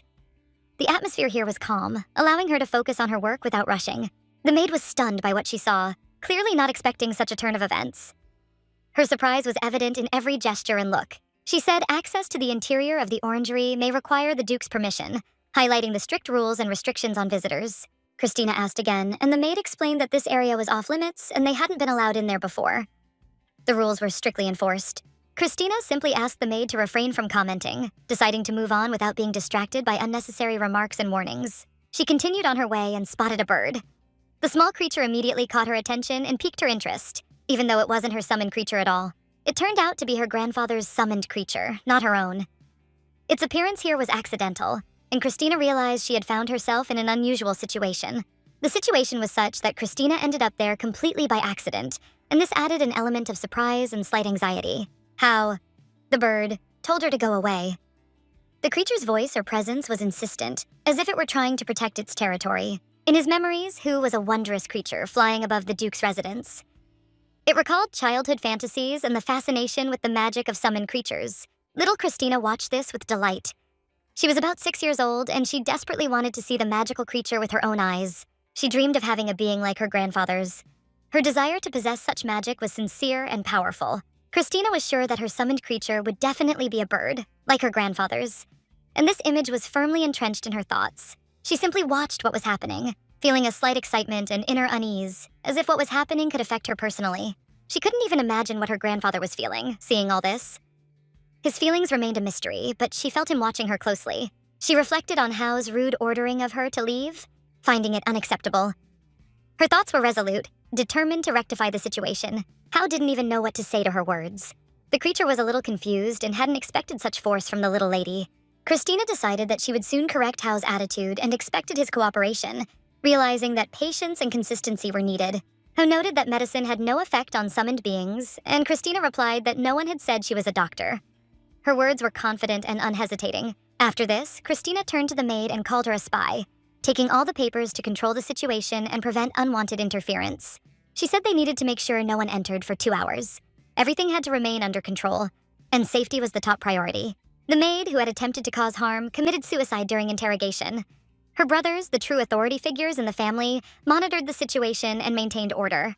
Christina Fraley left the estate early in the morning, slipping quietly through the gates, leaving behind only the soft whisper of the morning wind and her grandfather's anxious thoughts. Grandfather Scary Fraley expected her to return to him immediately, imagining how her steps would sound familiar and confident in the corridors of the old estate. He wondered if the mission was so unpleasant for Christina that she was ready to put aside all the usual meetings and care, preferring solitude and reflection. The maid timidly apologized, explaining that Christina, Melissa, and Joshua were clearly eager to leave this place. Like birds reaching for the light from a cramped cage, all three seemed desperate to leave, each with their own inner reasons and hidden pain, giving up the familiar luxury and security of home.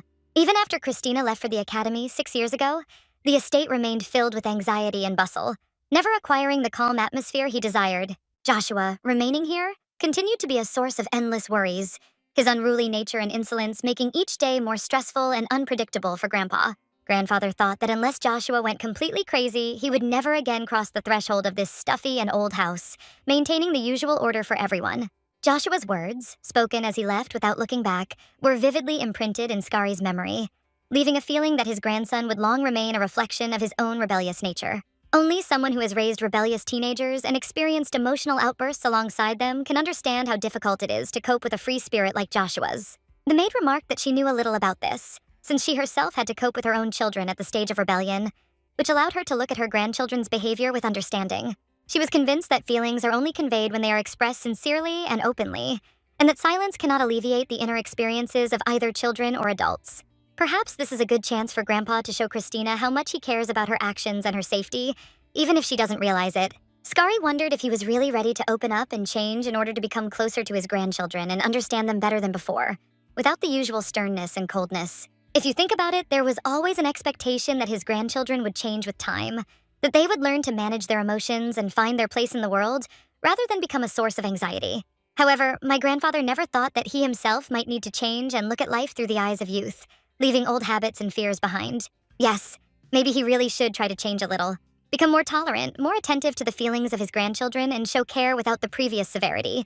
Although this is not easy. Suddenly, the butler burst in, announcing that Joshua had just arrived at the estate, his appearance suddenly disrupting the normal rhythm of life, causing everyone to exchange anxious glances. Grandfather stood up and took a deep breath, realizing that control over events had already slipped away, and another rebellious grandson was about to become a source of new worries and anxieties. It seemed that the second grandson had gone mad much earlier than Skari had expected, and now he was faced with the fact that his plans for a quiet life had been destroyed once again. After this, the grandfather immediately ran, realizing that he needed to immediately meet with Joshua in order to at least somehow try to understand the reasons for his daring actions. They immediately met in the hall, sat opposite each other, and silently watched each other for a while, as if trying to read thoughts and hidden emotions. The grandfather watched his grandson sternly, assessing his behavior and trying to understand how Joshua dared to cross the threshold of the estate again, causing a mixture of irritation and anxiety in him. Inwardly, he wondered how such an impudent grandson could end up here again, and tried to understand that his stubbornness and disobedience would never subside.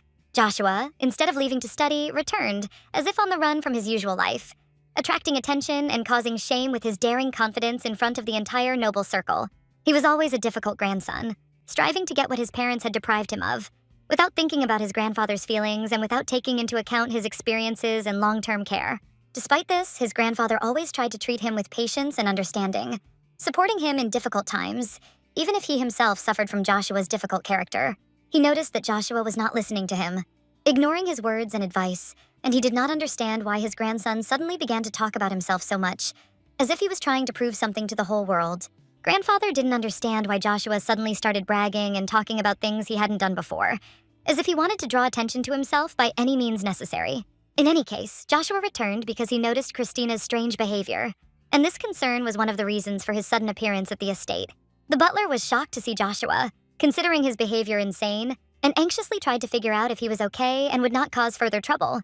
Joshua said that his actions should not be taken into account and that he should continue to speak on the matter, focusing on the main goal and not on the butler's emotions. The butler reported that Christina had entered the greenhouse, and now that place had become the center of his concern, knowing how important it was to the family and their familiars.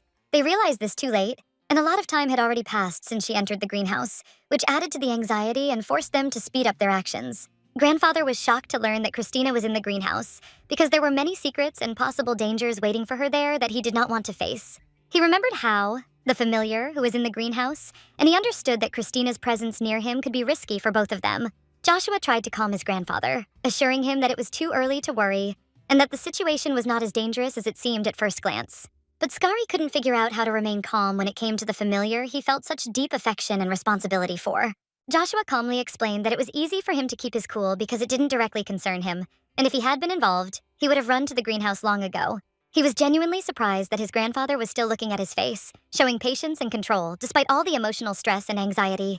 After this, Skari immediately rushed to the greenhouse, realizing that delay could cost him dearly, and that he must personally ensure the safety of Christina and the familiar. A maid stood in front of the greenhouse and greeted him with concern and a readiness to explain what had happened, as she was performing her duties as a security guard. She apologized, stating that Christina had ordered no one to enter the greenhouse for 2 hours, emphasizing the seriousness of her order and the independence of her actions. The Duke and Joshua were shocked by this news, believing that the maid had forgotten whose orders were truly to be followed, and how important it was to uphold ancient traditions. The maid reiterated that Christina was aware that she was acting as a guard here, and that her orders were not subject to discussion, even in front of the Duke himself.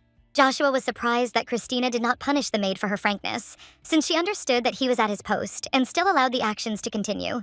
The maid noted that every word she spoke was perceived by Christina as a blow, demonstrating the strength of her authority and attention to detail, even in the smallest things. In fact, this sensation wasn't unpleasant at all. Rather, it brought refreshment, slightly surprising her, piqued her interest, and made her reflect on herself and her actions. The maid sensed a hint of praise in this mild reproach. She felt it wasn't a condemnation, but rather an incentive to evaluate herself, her strengths, and her capabilities more closely. Joshua found himself sharing this sentiment. He, too, sensed that behind such criticism lurked a hint of something good, something valuable, something that could be taken as a compliment. Even when he was pointed out for his wealth, he felt there was something positive in it. A small piece of goodness that could be cherished and used for self-development. The maid noted that, observing Christina, one can see that she rarely exaggerates. Everything she does is carefully thought out, without unnecessary emotion, with a clear purpose and a precise understanding of the situation. So now was the moment to trust her. She was making it clear she could handle this on her own and wouldn't do anything in vain. Judging by her actions, she knew what she was doing and was ready to fix it herself. Now that Christina had taken on the task, all that remained was to trust her genius. The master agreed with this decision, understanding that Christina's skill and experience deserved his complete trust. He noted that he had never trusted completely before. Joshua, however, realized that the situation was already such that it was too late to change anything, and all he could do was accept things as they were. Grandfather began to explain that the reason for their mistrust was that they had grown up difficult. He found it difficult to imagine completely relying on those who had faced difficulties and weaknesses from childhood. Joshua said that a lot could have changed by now. The family was no longer in a state of disarray, and even if there were problems, much could have been fixed. That's why an old and infirm person tries so hard to keep the family intact. He makes every effort to pass it on to his heirs in at least a relatively safe and stable state. Joshua noticed that his grandfather often bragged about things he'd never actually done. This was a characteristic of his character. Expressing his feelings sometimes took the form of praise or surprise. This is a way of showing one's emotions, which many call a special expression of feelings. Although in fact, this was the only way that grandfather shared his inner experiences. The maid had already arrived, but she was extremely tired. She literally collapsed to the floor, feeling her strength draining away, but she knew there was no time to waste. They were already there when they saw her. The atmosphere was tense, but it didn't stop them from observing what was happening, knowing that events were about to take a pivotal turn. Then they heard Christina's inner voice directing them to rid themselves of accumulated toxins. It wasn't just words, but a guiding message to maintain their strength. It was the voice of Christina, as well as Hao, the summoned being. Their voices combined, creating the sensation of both mind and energy working simultaneously, focused on restoration. They heard Hu say it had been many years since his body had felt so fluid. It was a strength and a reminder of the vital energy that was gradually returning. Everyone simply couldn't believe what was happening. It seemed impossible that such changes could have been achieved in such a short time, and it was both surprising and admiring. Grandpa nearly cried, feeling a wave of emotion. Seeing such changes unfold was so touching that it was almost impossible to hold back the tears. Hal flew out, expressing inspiration. He said he felt alive, that his energy had returned, and that he was now able to act again and help those he cared about. The doors opened, revealing Christina with her notes. Everything was neat and organized, giving the impression of a well-thought-out approach and complete focus on the task at hand. Hal looked truly refreshed. His movement, energy, and demeanor indicated that his recovery had been successful, and he was now ready for action again. Christina sat wearing glasses and taking notes. Her gaze was focused, every detail meticulously noted, reflecting her meticulous control over the process and her complete attention to what was happening. Grandpa and Joshua were in complete shock. They couldn't believe what was happening. It all seemed so unexpected and impressive, as if Christina's strength and care had performed a miracle. They turned to Christina and believed that all this was possible thanks to the awakening agent. It seemed to be the source of energy that gave Hao new life and the ability to act. But Christina asked for a moment. She was focused, and her request implied that intrusion was undesirable now. Everything had to go according to her plan for the outcome to be as effective as possible. She reiterated that her energy was draining, so it couldn't be disturbed. Any distraction could lead to a loss of concentration, which could mean a loss of work and results. A moment later, she finally sighed. This brief moment of release signaled that her efforts had ceased, and the results of her work and her directed action could now be observed. She ordered a spy to approach her. This was necessary for further coordination and verification of actions, ensuring the process continued without losses or delays, with maximum efficiency. The maid knew she could be fired if she continued at the same pace. She was worried she wasn't doing her job properly, even though she was making every effort to do the job as well as possible. The maid noted that she had done everything possible to delay them. She had held out as long as she could, understanding that every moment mattered to the overall task and outcome. Christina noted that 10 minutes was clearly not enough time to complete the task. She needed more time to complete the task. Even simply bringing coffee took longer than that. Hao turned to Christina with gratitude. He felt his situation had changed, that he could act again, and that Christina's efforts had restored his strength and confidence. He thought he'd have to remain weak and helpless. But now, thanks to Christina's intervention, the situation has changed, and he's once again able to help and act. He was delighted to be able to assist Duke Skari again. His recovery had given him strength, and he could now fulfill his duties, supporting his family and participating in important affairs. Christina told him not to try to look strong prematurely. Her instructions implied that his recovery was not yet complete, and he needed to proceed with caution, given his body's condition. He said everything would be fine in a few days. After all, the cleansing invocation was working, and the restoration of energy and strength would be complete, returning him to his previous state. Grandfather looked closely at Christina, as if trying to peer into the depths of her thoughts, and quietly asked what exactly she was holding in her hands. It was the first time she had seen her grandfather since leaving her home, and memories of her childhood came flooding back. When Christina was little, she always felt tiny next to his stern and imperious gaze, as if her entire existence was too insignificant for such a person. After that awkward incident with the reprimand because of Melissa, it became even more difficult to look him in the eyes, and every glance seemed to her like a test of strength of character and courage. So when she didn't receive any news at the academy, she simply reassured herself, thinking that this was the natural order of things and that she shouldn't expect any special attention. She didn't feel resentful. On the contrary, she thought it was wonderful that she wasn't related to him by blood. It freed her from unnecessary pressure and expectations.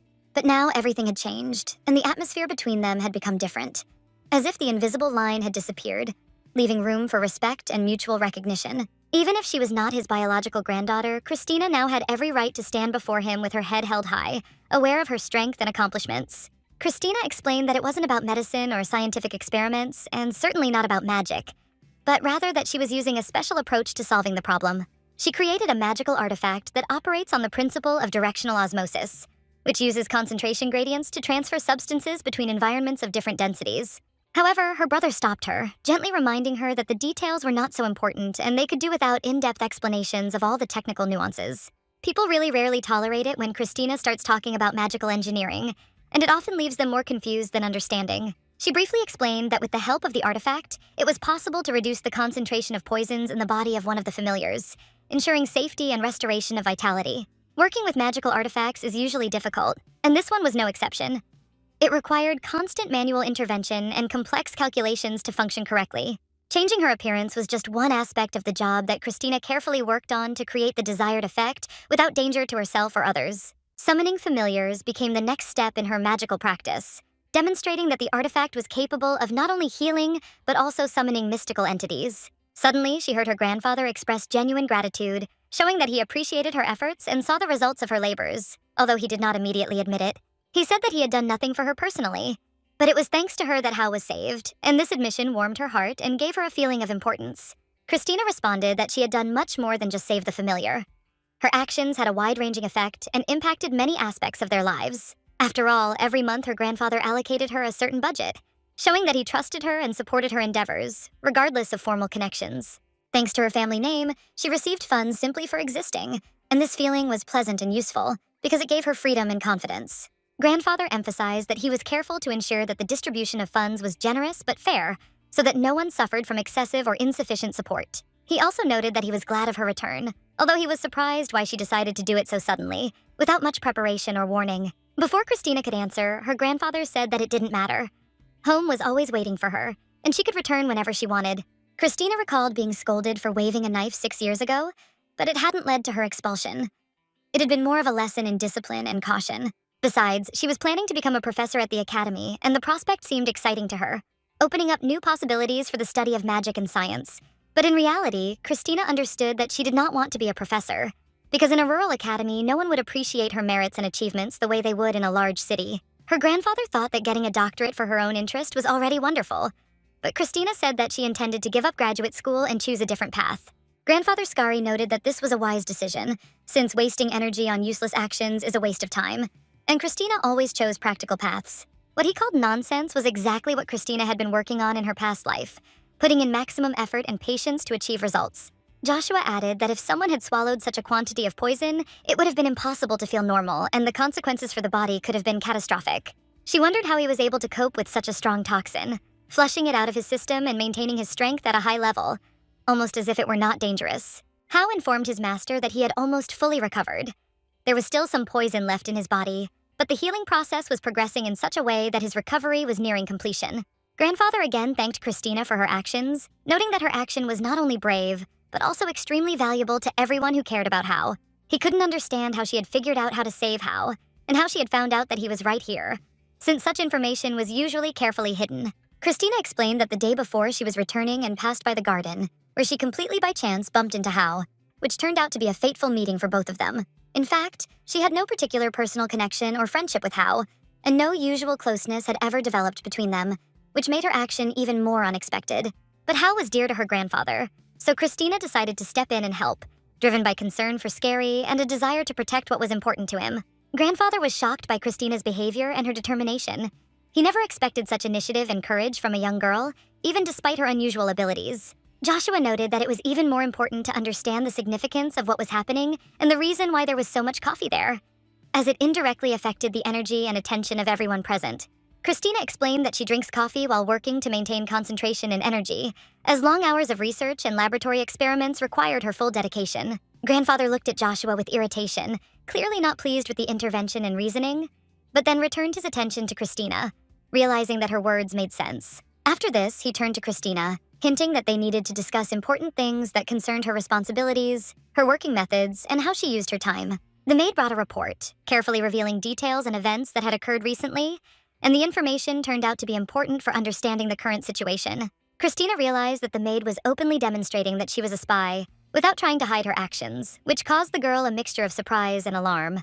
Grandfather said that Christina seemed to have gone crazy because what she was doing was out of the ordinary. He also mentioned that people hadn't eaten properly today, which was also important. Joshua reminded us that it was impossible to hide how she lived at the academy, because Christina's experience and habits shaped her character and ability to cope with an incredible workload. Christina said that this was nonsense, because if she had really lived like that at the academy, the consequences could have been catastrophic, and discipline required a different approach. If she had lived the way she was supposed to, sleeping as much as she wanted and walking around without a care in the world, she would never have been able to write a dissertation and devote herself entirely to research. Time was too precious, and her schedule only allowed for the most essential tasks, so Christina skillfully organized her day and allocated resources for work. They decided to ask how she managed to juggle everything at the academy, since observations showed incredible abilities for concentration and attention to detail under heavy workloads. Christina noted that they had seen her quickly performing calculations next to Hao, and that she spent at least 16 hours a day in the lab, completely immersed in her research. Overeating affected her energy, so Christina kept her food intake to a minimum to stay active and focused during the most important moments of the experiments. They asked her again what she had just said, because the combination of work, limited food, and hours in the lab seemed almost impossible for the average person. Publishing her dissertation was incredibly challenging, and Christina couldn't afford to sleep like a normal person. Her days were dedicated to non-stop work in the lab. She constantly used stimulants, coffee, and medications to support her body in order to endure long hours of work without losing productivity, sometimes forgetting about her usual rest. A few moments later, Grandfather began to scream, amazed that Christina had lived like this for 6 years straight, which explained her frail physique and pale skin color. He was stunned that her constant dedication and hard work had left her so small, thin, and pale, despite her incredible mental and physical abilities.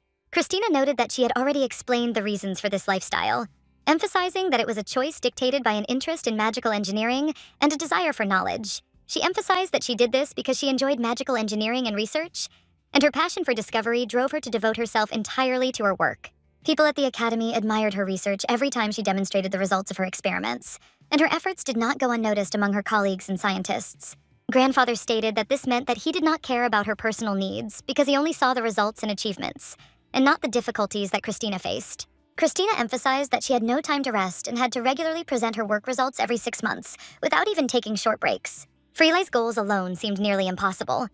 No one around her could match her persistence and determination, and her tenacity became her sole source of strength. The Academy's scholars, including the dean and professors, noticed her efforts and sought to keep Christina close, seeing her as an exceptional student whom they wanted to help and watch develop.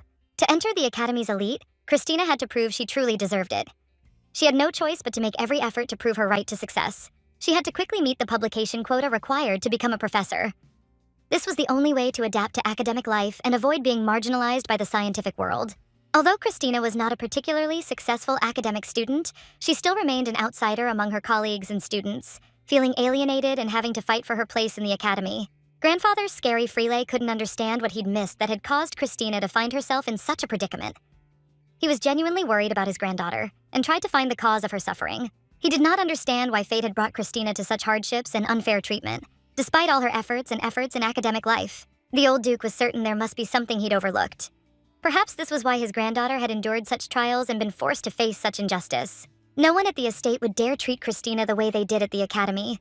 He couldn't understand how that couldn't protect her dignity. Joshua wondered why his granddaughter would sacrifice her family and her own safety for a position at the academy, seeing that such efforts only resulted in hardship and disappointment. After Christina left, she didn't return to the estate for 6 years. Her family didn't even attend her graduation ceremony, and she remained alone at all important events. She forbade her family from attending the academy to avoid humiliation and unwanted attention, realizing that the presence of relatives would not ease her situation, but would only create new difficulties. Joshua was furious, realizing his granddaughter was ignoring their letters. He knew they'd been sending 10 letters a month, only to receive vague replies 3 months later. The situation became so alarming that they contacted her professors to get news of Christina and to understand why she so rarely responded to the family's numerous letters. Christina explained that she responded to emails once every 3 months, but couldn't handle the dozens of emails she received each month. She tried to maintain contact, but the number of requests was too overwhelming. As for the graduation ceremony, her invitation and the first presentation of her dissertation were completely ignored, creating the impression that the family had deliberately distanced itself from her. Christina saw that all her attempts to establish contact with the academy and her family were ignored, which increased the feeling of loneliness and misunderstanding from her loved ones. They then began to suspect that someone might be intercepting their letters. This idea explained why Christina's important messages weren't reaching the family, creating the illusion that she was being ignored. This assumption was put forward by Hao, who observed the situation from the outside and tried to find a rational explanation for the strange lack of communication between Christina and her relatives. He noted that without the letters, they would have simply assumed their granddaughter was ignoring the family. Understanding that information could be lost somewhat eased their anxiety and frustration.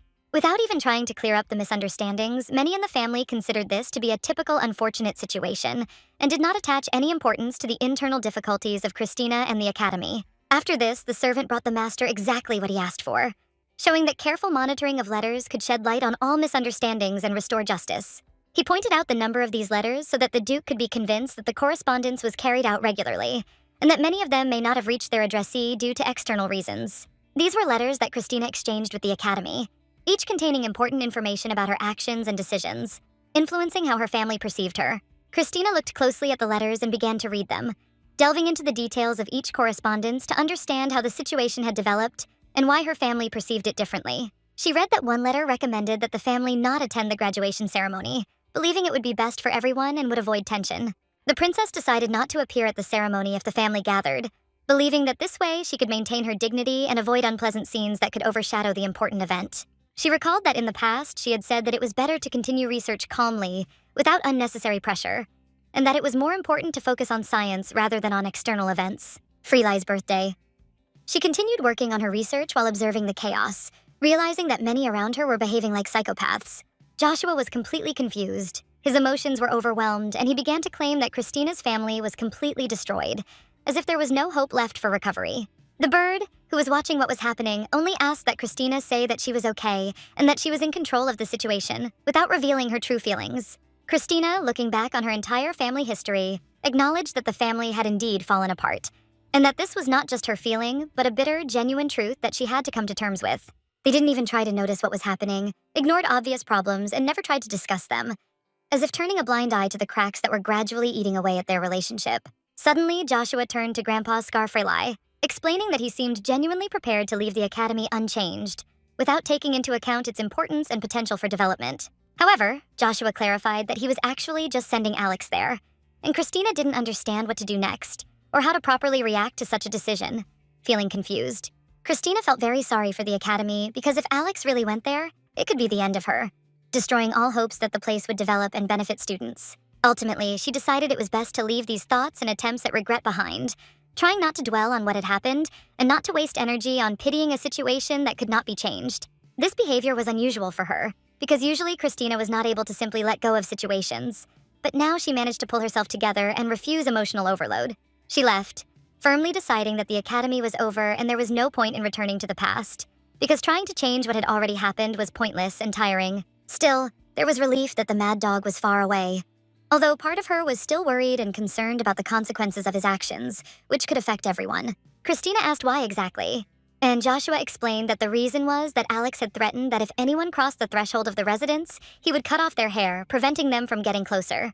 This threat sent a strong signal to everyone, demonstrating Alex's determination and his willingness to uphold order, which added tension and prevented Christina from relaxing or acting out of habit. Joshua advised Christina to wait calmly where she was, assuring her that the mad dog would take care of everything and that she could rest easy because the situation was under his control, despite the outward alarm.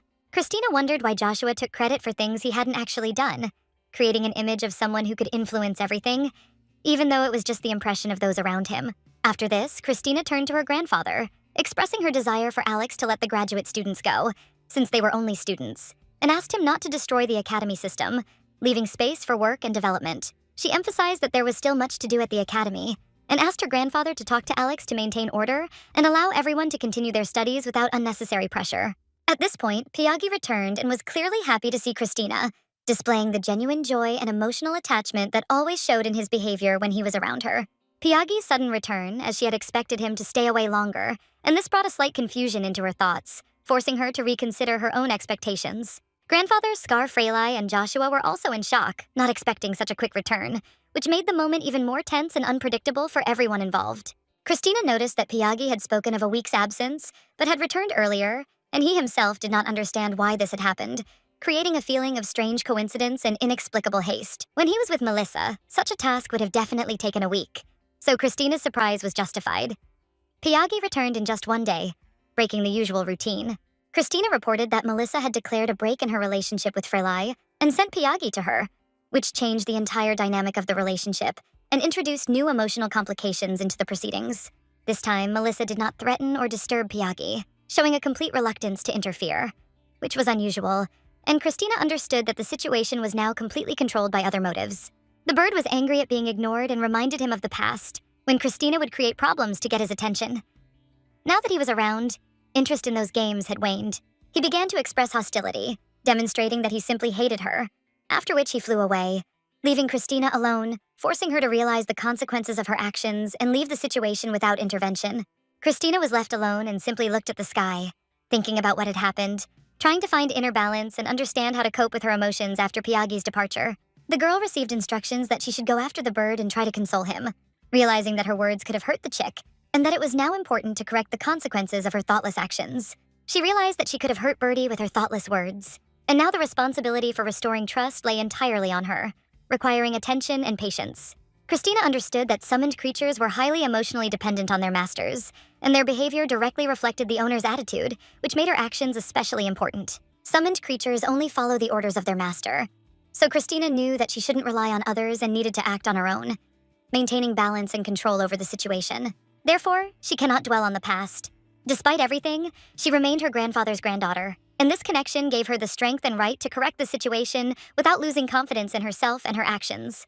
He wondered why she was so concerned about the opinion of her summoned being, reminding her that the residence was not an academy, and that the rules and approaches to life here were completely different, requiring understanding. He could no longer skip meals and rely solely on potions for studying, as he had before. His health now required attention, otherwise his strength would quickly fade. Studying with potions and constant stress were a thing of the past. She had to accept that her old methods would no longer help her achieve success and support herself. Christina first decided to go to her summoned being, as it needed comfort. It seemed that was the most pressing matter at the moment. After receiving advice from her grandfather, she realized that it was worth showing at least a little respect and attention to him, demonstrating that she valued his experience and wisdom.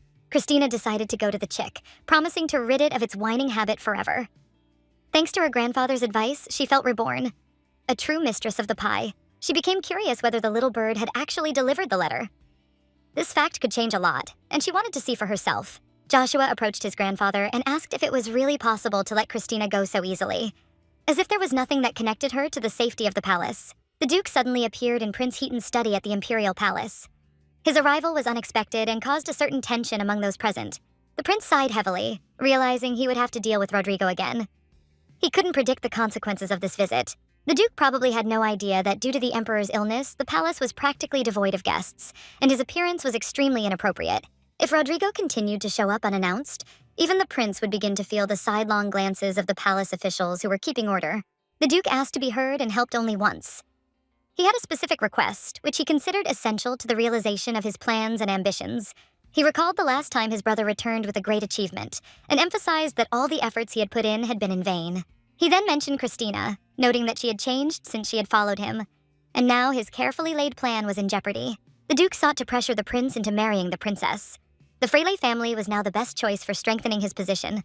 If this marriage takes place, he will be able to become the heir, ahead of his own brother, and secure for himself the high status in the empire that he has long dreamed of. For him, all his previous services to the prince seemed trivial, because by influencing the marriage decision, he gained real power in the imperial palace. The Duke believed that in the future he would become the next emperor, and that marriage to Christina would only accelerate his rise to the throne. The prince noted that the Duke was not yet the crown prince, as his status depended directly on the presence of a living younger brother who could change the line of succession. The Duke objected, claiming that his younger brother was no longer alive because he had personally taken his life by pushing him from a height with his own hands and leaving him without a chance of salvation. The emperor had been bedridden for 7 years due to illness, and no one expected his quick recovery, which created a power vacuum in the empire. The empress had been in seclusion since the disappearance of the crown prince, and her presence had no influence on the actual running of the country, leaving power in the hands of others. From then on, it was these figures who wielded real power, and the 5th empress's daughter had no way to influence decisions or the line of succession, being left without support. She had virtually no support and posed no threat to the line of succession. Most likely, the remaining prince would become the next emperor without any obstacles. However, the prince was troubled by the fact that the Duke was not the crown prince, and this left the possibility for unexpected complications in the political line of the empire. The Duke pointed out that if there were any young men in the empire of the same age with blue eyes as the crown prince, an investigation must be conducted to find out their true origins. Blue eyes were extremely rare and, as the Duke claimed, could not be changed, so this gave confidence that no substitution or danger to the plan would arise. He agreed to provide Princess Christina with the necessary assistance by writing her a letter that he could take with him to ensure proper communication and adherence to the plan. The Duke was grateful for the support, though he was irritated by the prince's constant return to old incidents. He knew he could have handled Rodrigo without outside help. Christina noted that the bird should tell the Duke about his irritation, since the little chick was the only witness to the emotions in her room. The Duke said that the poor little chick had nowhere to go, as his presence was important and ensured that he kept an eye on what was happening, protecting Christina's interests. If he had nothing in common with his family, then Christina would have suffered in silence. She went to the academy, leaving behind the familiar comfort of her home and the expectations of her loved ones. Christina approached him and nodded, confirming the truth of his words. Afterwards, they lay down together on the bed, feeling a strange calm in the silence that surrounded them. She thought that she would not go there, but a small bird reminded her of the need to take the step that she had long dreamed of, albeit with apprehension. Did that mean this was her place? She'd looked through all the old documents and papers, but not a single scene showed how her family had shaped her while she was away. Christina also noticed that he was only pretending to cry. The pillow remained dry, and his emotions seemed to him to be just a necessary mask for attention. He said it wasn't true, and it wasn't just her. Christina was rarely mentioned in this house, and communication between them remained rare and tense.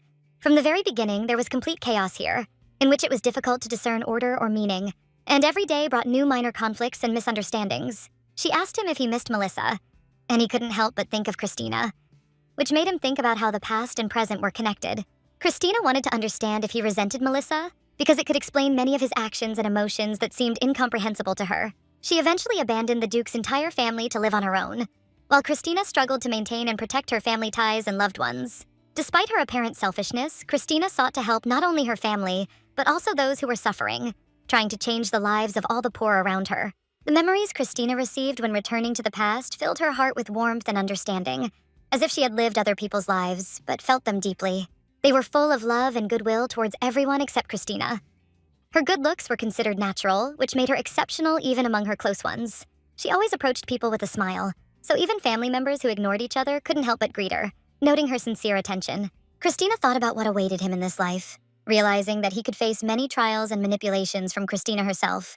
The bird noted that she felt more energetic than before, and that it had now become easier to control the objects around her, as if the very force around her responded to her will. He noted that next time he would be able to reduce the time even further by improving his skills and increasing his efficiency, despite all the limitations and fatigue.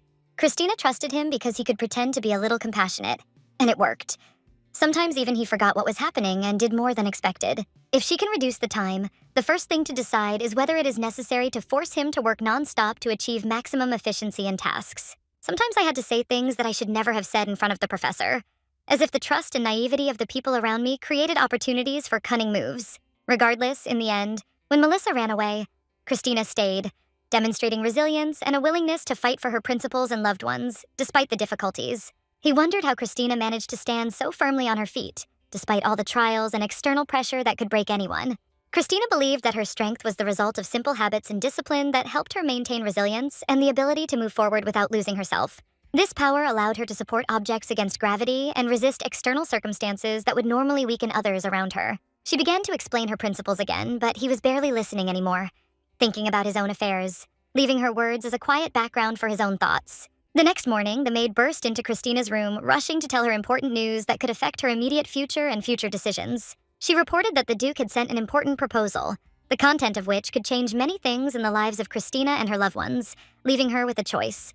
Christina assumed that this was Prince Heaton's opinion, since only his views and influence could play a key role in how events unfolded around her. The maid was shocked and completely did not understand how Christina found out about something that was supposed to remain a secret, which emphasized her ingenuity. The only family above the Freelay was the Imperial, whose influence and power could decide the fate of people, leaving little room for independent decisions. Rodrigo acted faster than Christina expected, anticipating her moves and showing that his methods and plans could make unexpected changes to the situation. In the original story, Rodrigo also used similar methods to win Melissa, demonstrating his strategic thinking and ability to achieve his goals. In the original, the prince's feelings for Melissa would later change his words and actions, showing that emotions could be intertwined with politics and influence on loved ones. But now the prince probably doesn't even know Christina's face. He most likely gave the order without thinking, trusting the instructions rather than considering the consequences for her. There was only one reason to refuse an order that could have changed the situation, but to do so, one had to be resourceful and use available pretexts. You could say she has a significant other and use that as an excuse to refuse, creating a situation where refusal would be perceived as natural. This can easily be interpreted as an attempt by the imperial family to separate them, showing how political and family intrigues intertwine with personal life. But there was a problem. Such a man did not exist. And if her grandfather did not approve of the plan, all attempts would be in vain and would not bring the expected result. However, she could not marry Rodrigo, so Christina decided to act quickly, realizing that delay could deprive her of her only chance of success. She went straight to her grandfather to discuss everything in person and convince him of the need for support, because without his approval, any action was doomed to failure. Joshua slammed his fist on the table. Christina had no idea what this madman was doing, but a sense of determination and strength emanated from him, spurring her on. The second prince of the Rodrigo family sent the Duke a letter demanding the marriage. His message was insistent and clearly demonstrated the prince's determination, causing tension in the palace. This was immediately reported to Joshua, who found himself drawn into the situation, realizing that the prince's decision could affect the reputation of the entire Frelly family. Joshua was filled with rage and did not hide his irritation, his emotions literally boiling when he realized that the marriage could be forced against the wishes of the family. He began to get ready very quickly, realizing that delay was unacceptable, and that every moment of delay only increased the threat of an unwanted union. Joshua chose the most extravagant outfit, adorned with a large logo to emphasize his status and leave no doubt about his determination to protect his family.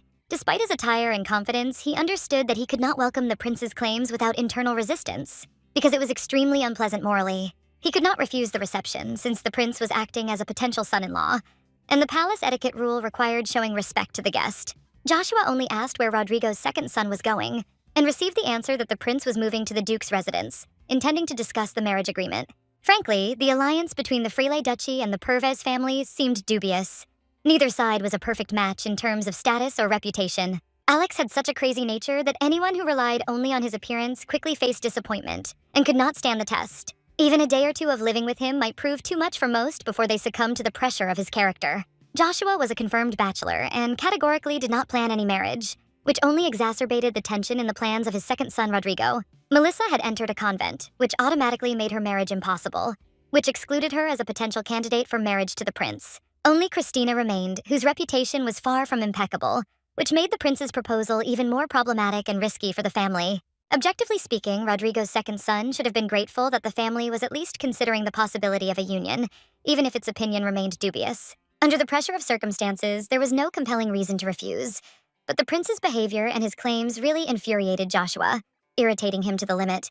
The mother sincerely loved all members of the family, striving for harmony and happiness for everyone, even if external circumstances threatened to upset this balance. She constantly talked about the importance of family and wanted all relatives to remain happy, supporting each other despite difficulties. If a family could be destroyed by the whim of one person abandoning everyone, then the value of these relationships became extremely fragile and questionable. In any case, Christina understood that she shouldn't lose her mind over empty threats, and that she needed to act decisively to protect herself and her family. First of all, she decided to prevent this unwanted marriage and turned to her grandfather, reminding him how she helped him heal the summoned creature Ho. So Christina asked him for a favor, explaining that she had a compelling reason for not marrying Rodrigo that could not be ignored. The reason was so serious that even the prince himself could not refute it or ignore it, making Christina's request completely logical. Grandfather insisted that Christina listen to him first, allowing her to present her arguments and explain her reasons before making a final decision. She didn't have to earn his favor or heal him again to make her request. It was enough to simply say what she wanted. Christina could openly declare that she did not want to marry the prince, and this statement already had force, since it expressed her will and position. She had to remember that she could speak directly about her desires and not hide her true intentions, so that no one could force her to go against themselves. The truth was that Rodrigo had even been previously considered as a potential suitor for Melissa, which added context and significance to the situation. Christina admitted that if this had concerned Melissa, she would have created endless scandals, defending her interests and rights to independent choice. In any case, Christina could have ignored the letter if she considered his claims unworthy of attention, preserving her own opinion and freedom of action. Even if the marriage agreement might please the prince, it did not ensure the preservation of friendly relations, which could be damaged by pressure and intrigue. Grandfather also asked how long Joshua had been in his office, surprised by his sudden appearance at a time of important events. Joshua explained that he had come on business, and although the original reason for his visit had been clear, it had now disappeared, leaving only the need to adjust his actions. After that, he stepped aside, realizing that his presence was no longer critical and he could give way to the elder. Joshua then went out into the hallway to give others time to act and not to create obstacles for Grandpa to communicate with Christina. He was surprised that no one was going to see him out, and he realized that palace duties sometimes required paying attention to guests. However, he still retained his noble dignity, and Joshua shouted that Grandfather was busy and his legs still hurt, explaining the delay and the need to be patient. He thought that someone younger should show respect to an older person, especially when the older person is limited in abilities and needs support. After this, Christina appeared, who, as expected, could not allow her grandfather to go alone, so she herself went out to see him off with due attention and care. Christina tried to understand the essence of his words and actions, analyzing what was happening in order to act in the interests of the family and prevent possible undesirable consequences. Christina Freeli headed to practice, confident in her movements and her mood. Joshua walked alongside her, watching her, trying to guess her plans and mood. She was determined to perfect her steady movement, controlling every step and breath. Everything around her seemed motionless except for her. Focused and attentive, this type of movement required maintaining constant speed, evenness, and concentration, as if the body became an instrument and the mind the conductor, connecting everything into harmony. Joshua watched her in silence, unsure of what to say. His thoughts were tangled between admiration and anxiety, and the words stubbornly refused to reach his lips. Christina performed the exercises with equal concentration and calm, her face remaining impassive, reflecting determination and inner discipline, almost like stone. Joshua felt uneasy with the servants watching him closely. This pressure made him want to leave quickly, to escape their seemingly judgmental gazes. Christina reminded him that she had asked him not to say such words when leaving the house. Her tone was gentle but firm, reflecting her concern and desire to maintain order in the house. She thought about her brother Alex, realizing that their relationship often resembled that of strangers. A sense of alienation sometimes crept in even in familiar situations. Before her lay unread letters she hadn't even suspected existed. Their number was both astonishing and terrifying, creating a sense of missed opportunities and secrets. At that moment, Christina felt a loneliness as acute as at the graduation ceremony, when she was deprived of the support of her loved ones and was forced to cope on her own. If the family had stuck together and prepared for her past life, events might have turned out differently. Everything seemed a web of coincidences and omissions, but Christina decided it was worth trying to collaborate with them, even if only briefly.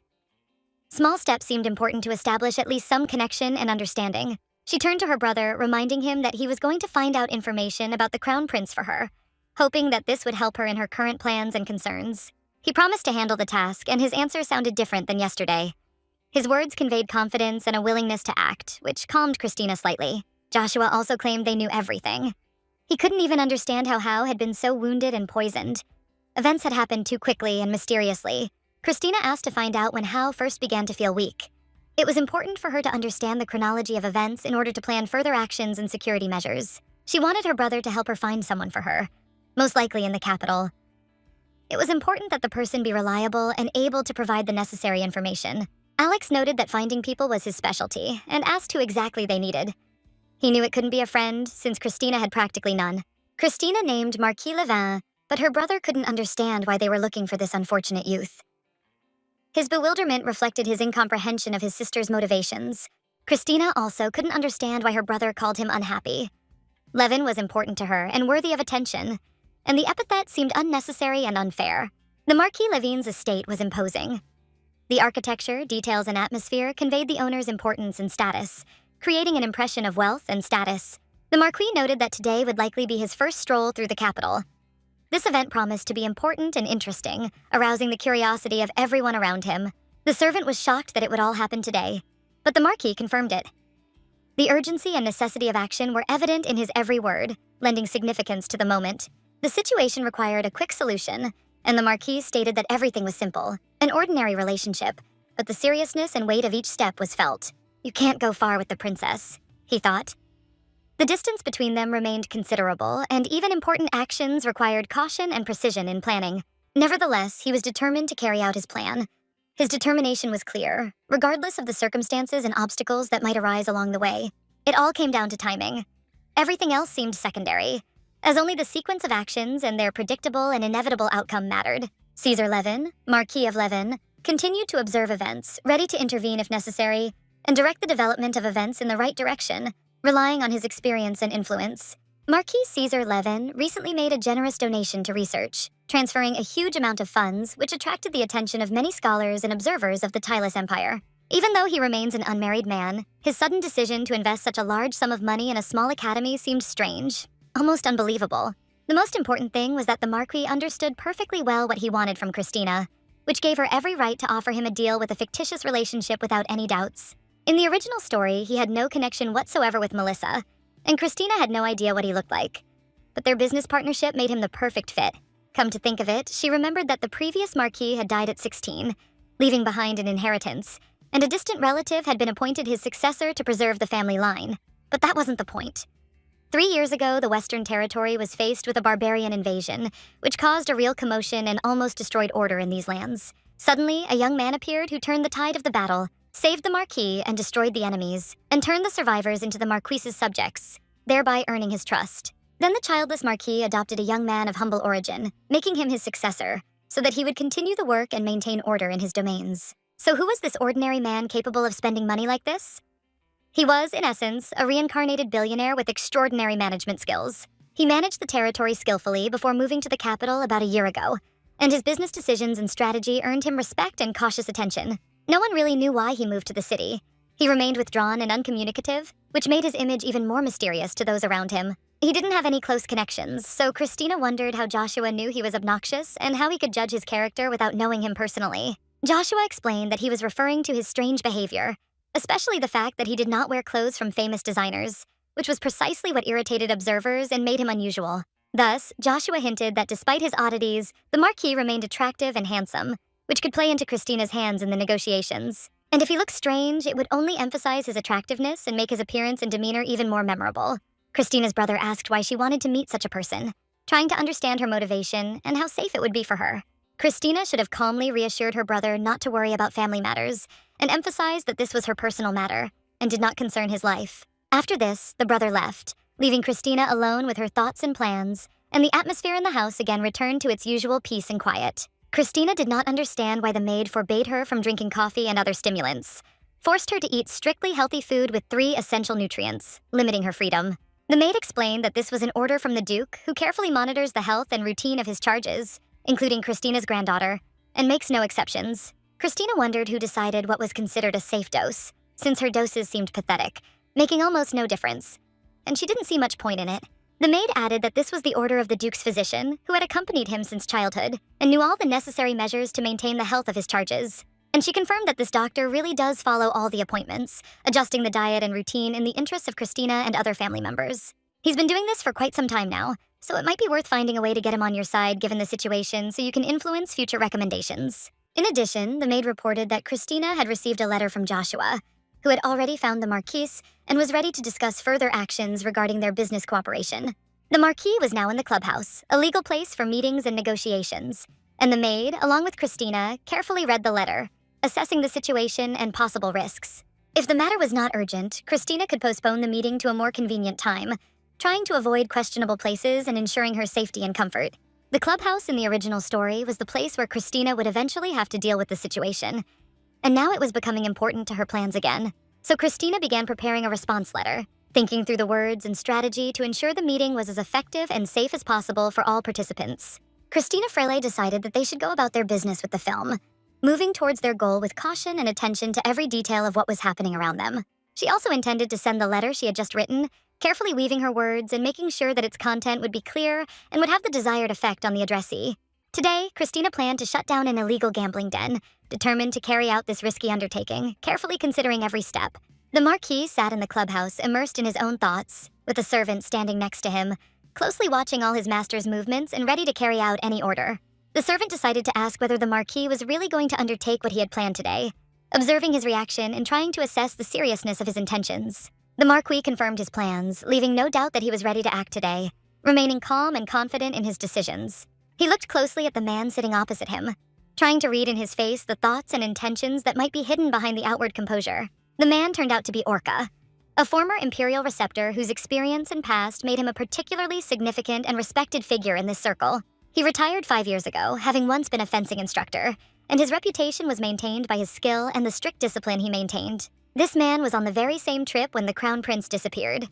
Despite the fact that his pension fund was small, he was bankrupt and visited a gambling den daily. It seemed that someone had once given him a huge sum of money, which allowed him to maintain his usual way of life, despite financial difficulties and frequent defeats. Suddenly, Orca looked up and noticed a pink-haired girl who entered the hall, immediately attracting attention with her bright appearance and confident gait. Alongside her was her maid, who carefully monitored every detail of her outfit and was ready to support her mistress in all her actions, remaining unnoticed by others. Christina's outfit seemed bold and unusual, attracting the attention of those present.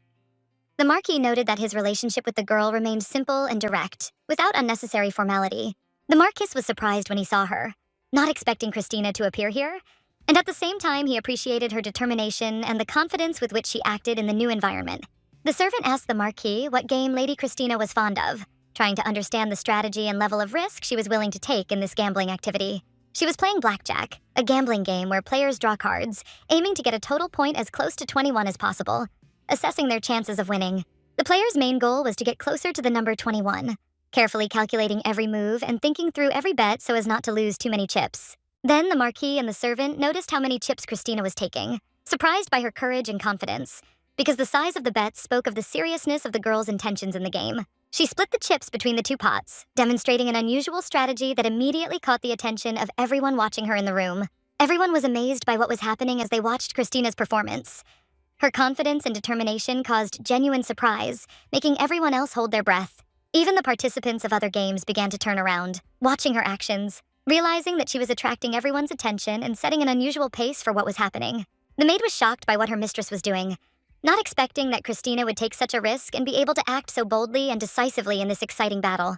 The chick, pretending to be a doll, remained silent, trying not to attract attention and not to interfere, so as not to disrupt the subtle dynamics of what was happening at the gaming table. The servant asked Lady Christina if she knew her cards, trying to understand whether she realized how fortunate or risky the current situation in the game was. The Marquis noted that she did not know the exact combinations. However, her strategy and decisions reflected the confidence and courage inherent only to experienced players. And although it wasn't the final round yet, Christina bet a large amount, demonstrating determination and a willingness to take risks without checking her cards beforehand, which surprised everyone. And then everyone was shocked when they saw that she had 20 points. The combination turned out to be almost perfect, forcing those present to reconsider their expectations of the game. Christina smiled as she watched the others' reactions. Her calm and confidence made the moment especially tense, adding drama to the proceedings at the table. Everyone tried to understand whether this was possible, how such an absurd situation could arise in reality, baffling the mind and making one doubt the usual logic of what was happening. After this, Christina said that she was deviating and ordered the spy to collect all the chips that they had taken, demonstrating control of the situation and the clarity of her actions. But suddenly the man intervened, demanding that she stop. He suspected that the girl might be using dishonest methods, which added to the tension and mistrust of her actions. It seemed strange that an unknown girl, previously unfamiliar with this place, would suddenly win so many chips, raising questions about her experience and skill in the game. Christina tried to understand what the man was saying, remaining calm and confident without losing control of the situation and her table manners. She barely heard the loser's voice over the clink of chips, concentrating on her actions and not allowing the noise to distract her from calculating her next steps. The man asked if she knew who he used to be, trying to determine if Christina was aware of the authority or influence she was dealing with at that moment. Christina noted that he was wearing a mask and that she didn't know him. Her observation skills allowed her to remain safe without revealing any unnecessary information about herself or her intentions. After this, the man grabbed her hand, declaring that what was happening was unthinkable, trying to emphasize the suddenness and unpredictability of her actions in the context of the game. Seriously, her wrist felt like it was covered in honey, slippery and soft. Everything was going according to plan, and Christina continued to figure out how to manage the noise and attention of those around her. The atmosphere grew tense, creating the necessary conditions for the appearance of the one Christina was waiting for, and setting the stage for the subsequent development of events in the hall. Suddenly, the man stood up, grabbed the hands of the person who was holding Christina, and emphasized that violence was not welcome here, seeking to restore order and control. He claimed to be the owner of the establishment, demonstrating authority and power that allowed him to control the situation and intervene in what was happening. The owner's presence heightened the tension, forcing all participants to be aware that their actions were being observed and could have consequences, requiring caution and calculation. Christina noted that if a problem arises, it's logical for the clubhouse staff to examine it from all angles, trying to figure out how to deal with it and who is to blame. The owner appeared only in moments of serious problems, when the usual measures and employees could not cope on their own, and his intervention became necessary to control the situation. He was the man who earned the most in the clubhouse, and his influence extended to all decisions concerning both business and the protection of the interests of the club members. The owner also noted that apparently the young lady acted without any tricks or gimmicks. Her actions were straightforward, and this surprised the experienced employees, accustomed to intrigue. He added that Christina was apparently a newbie, and that it was possible that she was just a little lucky, and that her success could not be entirely attributed to experience or skill. But this did not diminish their interest. The owner acknowledged that the clubhouse had lost significant funds due to her actions, but they were nevertheless willing to accept this with gratitude, understanding that the newcomer had not intentionally caused harm. Christina thought she had just used her brain a little, using her knowledge and intuition, and she did not expect at all that her small step would cause such a storm of events around her. But suddenly the chick became angry, his behavior became aggressive, and he unexpectedly rushed straight at the owner's face, demonstrating that he was not only loyal, but also unpredictable. The owner immediately removed his mask, and it became clear that the hidden threat was much closer than it seemed, and now no one could predict what would happen next to the chick and those present. Christina realized that all these luxury items scattered over the body made her think that it was Joshua, her brother. So familiar did he look and carefully imitate his image. He seemed to be deliberately creating the impression that he was her brother, and he almost succeeded, because the details of his appearance and his manner of behavior were so similar that Christina almost believed him. What was even worse was that he wore a wig that completely imitated his brother's image, and so Christina did not hesitate and ordered his immediate capture, realizing that he was a dangerous criminal.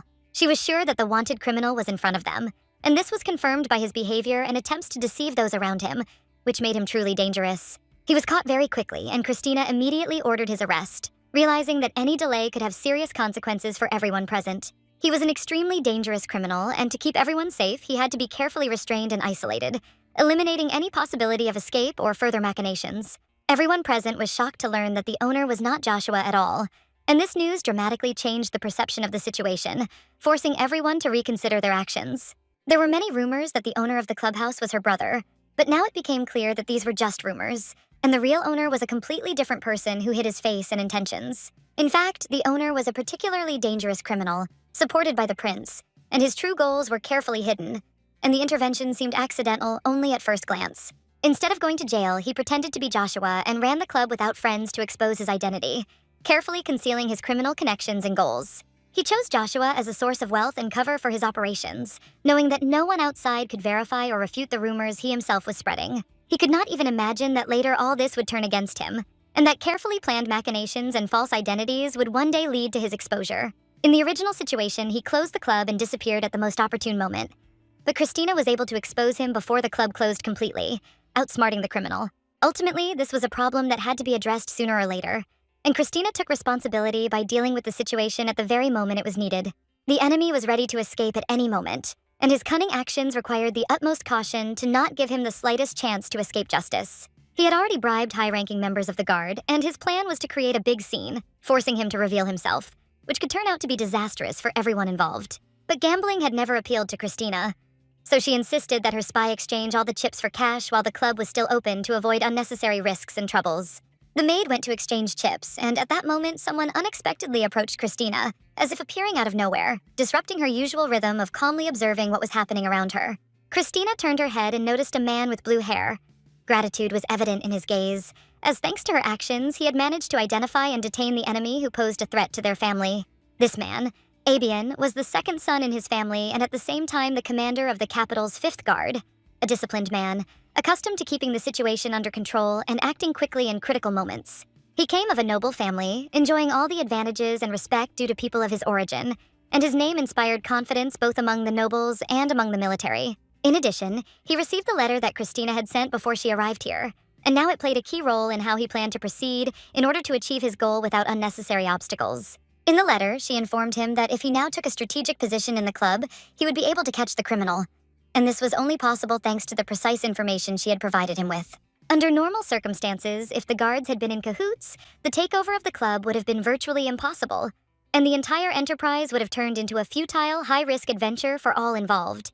But Christina was confident that mentioning the criminal's name would attract his attention and awaken his determination to act, regardless of any difficulties and potential obstacles from those around him. As a result, the criminal himself, realizing that he was the center of attention in the capital, joined the Guard, vowing to catch himself, which created an unusual situation and gave him the opportunity to control the course of events.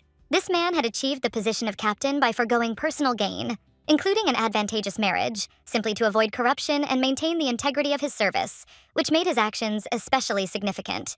For a high-ranking nobleman, entering a city was always accompanied by events.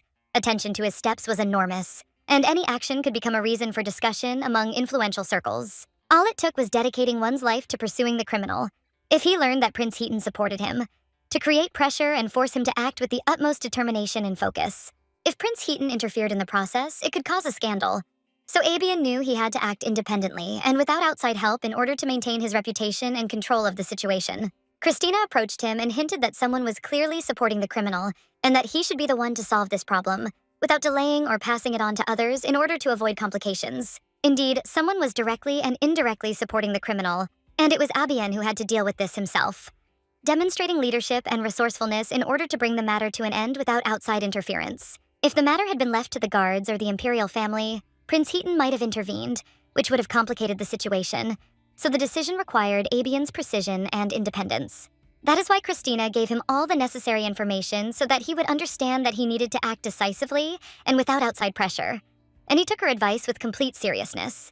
However, for now, he asked Christina to leave the area so as not to interfere with further operations and not to create unnecessary attention around the actions he planned to take in the near future. The place around seemed oppressive and unpleasant, as if it should have been closed long ago so that no one else would suffer here. In another life, this man would have met Melissa 6 months later, and as a captain of the guard, would have secretly fallen in love with her. But now their paths will not cross. Christina felt fine and wanted him to interrogate the criminal first before anything else happened in this tense place. She was waiting for the return of her maid, a spy who had gone to exchange money, carrying out an important assignment for Christina. Christina had won the money fairly, without any cheating, and so he thought it was only fair to get his share before the staff could pocket the winnings. He didn't understand how anyone could lead an honest life without cheating, and Christina explained that she didn't live, but used her mind and calculation. Although she was not skilled in playing other gambling games, she was confident in blackjack, relying on strategy and calculation. She began to tell him in detail how she had won, and the flow of her words was so unexpected that he was simply shocked. Such conversations took place in a confined space where the audience was unable to leave, being completely absorbed in what was happening. He admitted that mathematics was clearly not for him, realizing how skillful Christina was with numbers. Christina noticed from his look that he understood everything and continued talking about her winnings, emphasizing that everything was fair. She firmly stated that she had won legally and now wanted to get her money, not wanting to leave the situation unresolved. He said beginners often think they will get lucky, not realizing that success requires not only luck, but also calculation. Criminals prey on gullible people, and he explained how easy it is to lose money if you don't keep an eye on what's going on. She asked why he was looking at her like that, and he replied that he simply didn't know her very well, and the look was more of an assessment of the situation. As a child, he thought she was gloomy and withdrawn because there were a lot of rumors, but the reality turned out to be completely different. After this, Christina hinted that he should hurry to find out everything, but he continued to calmly discuss the details with her. The Freelay family's knights were on duty outside, and when the maid returned, Christina was going to call them for help and protection. He noted that the place was unsafe and was worried that something bad might happen to him if he stayed near her. Christina didn't understand why he didn't just go away and leave her alone, since the situation seemed quite simple to resolve. Soon another man approached them, reminding the captain that it was time to take care of his duties and affairs without wasting time. He addressed Christina with respect, acknowledging her status and position as if she were his lady at that moment. He offered to personally escort her to a safe place, demonstrating his concern and willingness to take responsibility. The knight was slightly surprised to notice the Marquis, because his appearance here was unexpected and attracted attention. It turned out to be an incredibly handsome man whom Christina had encountered by chance in a store, leaving a strong impression. This was the same Marquis whose reputation and charisma were immediately felt in his manner and appearance. He said that he knew the lady and was ready to accompany her, showing not only attention but also respect for her position. He asked them not to disturb him and asked Christina if this was true, being careful and tactful in his conversation. They might not have met yet, but his face seemed familiar, and Christina felt a desire to get to know him better. Now, perhaps he could ask the question later, as long as it wasn't about math, which gave her the opportunity to control the meeting. He would like to visit her at the residence, but Christina refused, explaining that she did not want to waste time on unnecessary meetings. He stated that he was obliged to express his gratitude properly, emphasizing his honor and manners before her. Christina reminded him that he would also have to pay, since blindly following orders almost led to a serious mistake. She clarified that she was ready to accept gratitude, and he should be ready to work as long as she needed his help. By the way, she was injured, and this attracted the attention of everyone present, adding tension to the situation. He noticed that she had a small bruise, trying to assess the extent of the damage and figure out how to help. Wanting to help, he bandaged her wound with his own handkerchief, showing care and attention to her condition. He added that it is essential to apply medication so that the wound heals faster and does not cause complications. Christina didn't understand when this man had managed to cause her such harm, feeling a mixture of surprise and anxiety. The knight noted that he was deviating and wanted men to take care of her, protecting and supporting her in this difficult situation. Suddenly, someone else spoke to the lady, interrupting their conversation and adding new details to what was happening. It turned out to be a maid who reported that she had exchanged all the chips for money, successfully completing an important task. Even in the chaos, she managed to turn the chips into gold coins, which was amazing in its accuracy and skill. Christina was delighted to see that the maid had succeeded, and it made a strong impression on her. When they hugged, they held the bird lightly, showing tenderness and caution at the same time. The Marquis noted that now that everyone was gathered, it was time to act and move on to the next stage of events. He said that they should be leaving now and that there was no point in arguing since her safety was the most important thing. It was dangerous to be here alone, and he offered to accompany her to avoid any possible danger. He extended his hand and Christina took it without hesitation, trusting his care and attention to her. She confirmed her consent and he smiled, demonstrating ease and friendliness which pleasantly surprised her. Christina had never seen such beautiful eyes before, and it made her a little confused. She felt a slight embarrassment, realizing that she found herself under the Marquis's attentive and piercing gaze. By the way, she would like to ask him a few questions to better understand the motives of his behavior. She wondered why he had come to her, given the danger and chance nature of the meeting. It was not a good place for a meeting, and he could have ignored her. But he was eager to make a good impression. He wanted to get something, and Christina assumed that it was about magical research tools. He usually sent his inquiries through the academy, and now he wanted to discuss the details directly with Christina. Since most of the documents went through her, he probably found the meeting more productive. As expected, Christina guessed the stranger's intentions at their first meeting, showing attention and observation. Christina noted that calling them acquaintances would be too much, since their meeting was more of a chance meeting. She understood that rumors could arise if they became too close, and this could have unwanted consequences. It was important to him. But Christina immediately noticed that something about him looked unusual and serious. He showed that he didn't care about men who didn't notice Melissa's charm, focusing on something else. He seems to be interested solely in developing magical tools rather than personal connections or intrigue. Then Christina suggested that perhaps he wanted to date her, and this thought surprised her a little. These words made him stumble and almost fall, which added comedy and surprise to the situation. She managed to support him and ask if everything was okay, showing care and attention to him. He said that if she didn't like the idea, his efforts would be in vain, acknowledging her right to choose.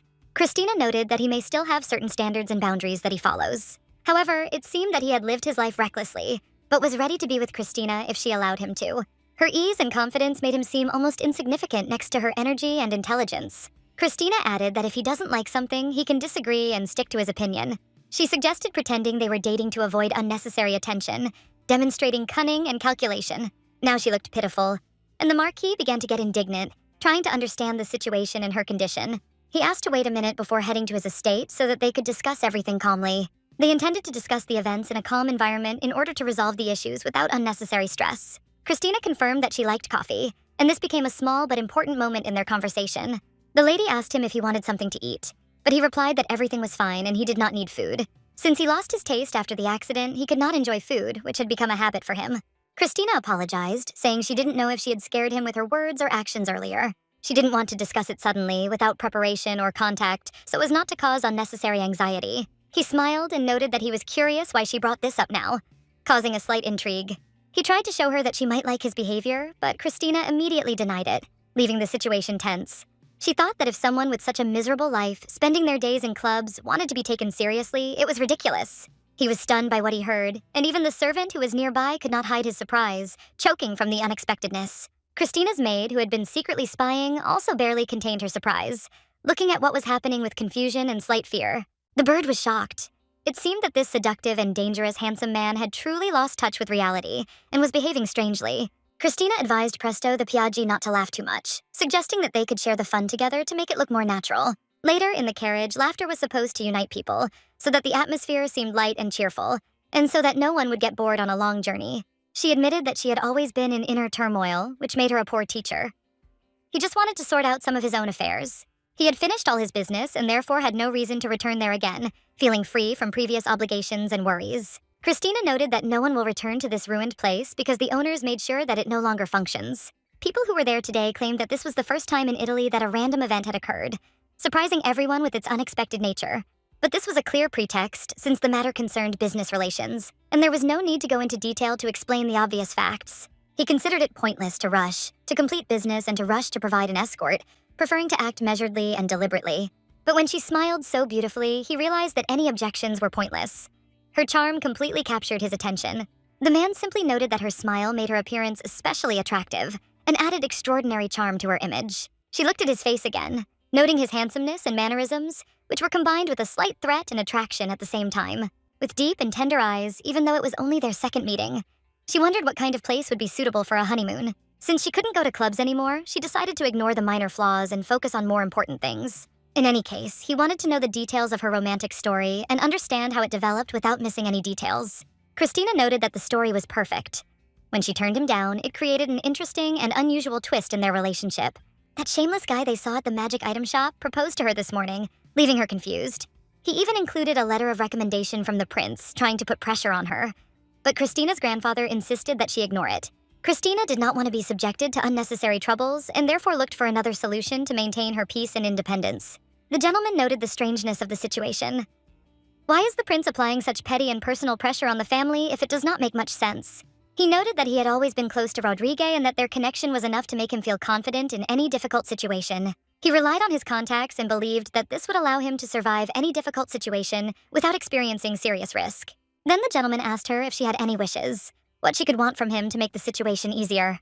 Christina asked him to pretend that there was a romantic relationship between them to hide the real circumstances. Even the imperial family could not separate the lovers by force, so this plan allowed their relationship to be preserved without interference. If he had studied the Academy's documents, he should have known that investing directly with it is much faster and more profitable than investing in research. He knew this, so he came to the store to look for her. To be honest, he had some doubts about his actions. Christina noted that it seemed more profitable than visiting a club, although something else was holding him back.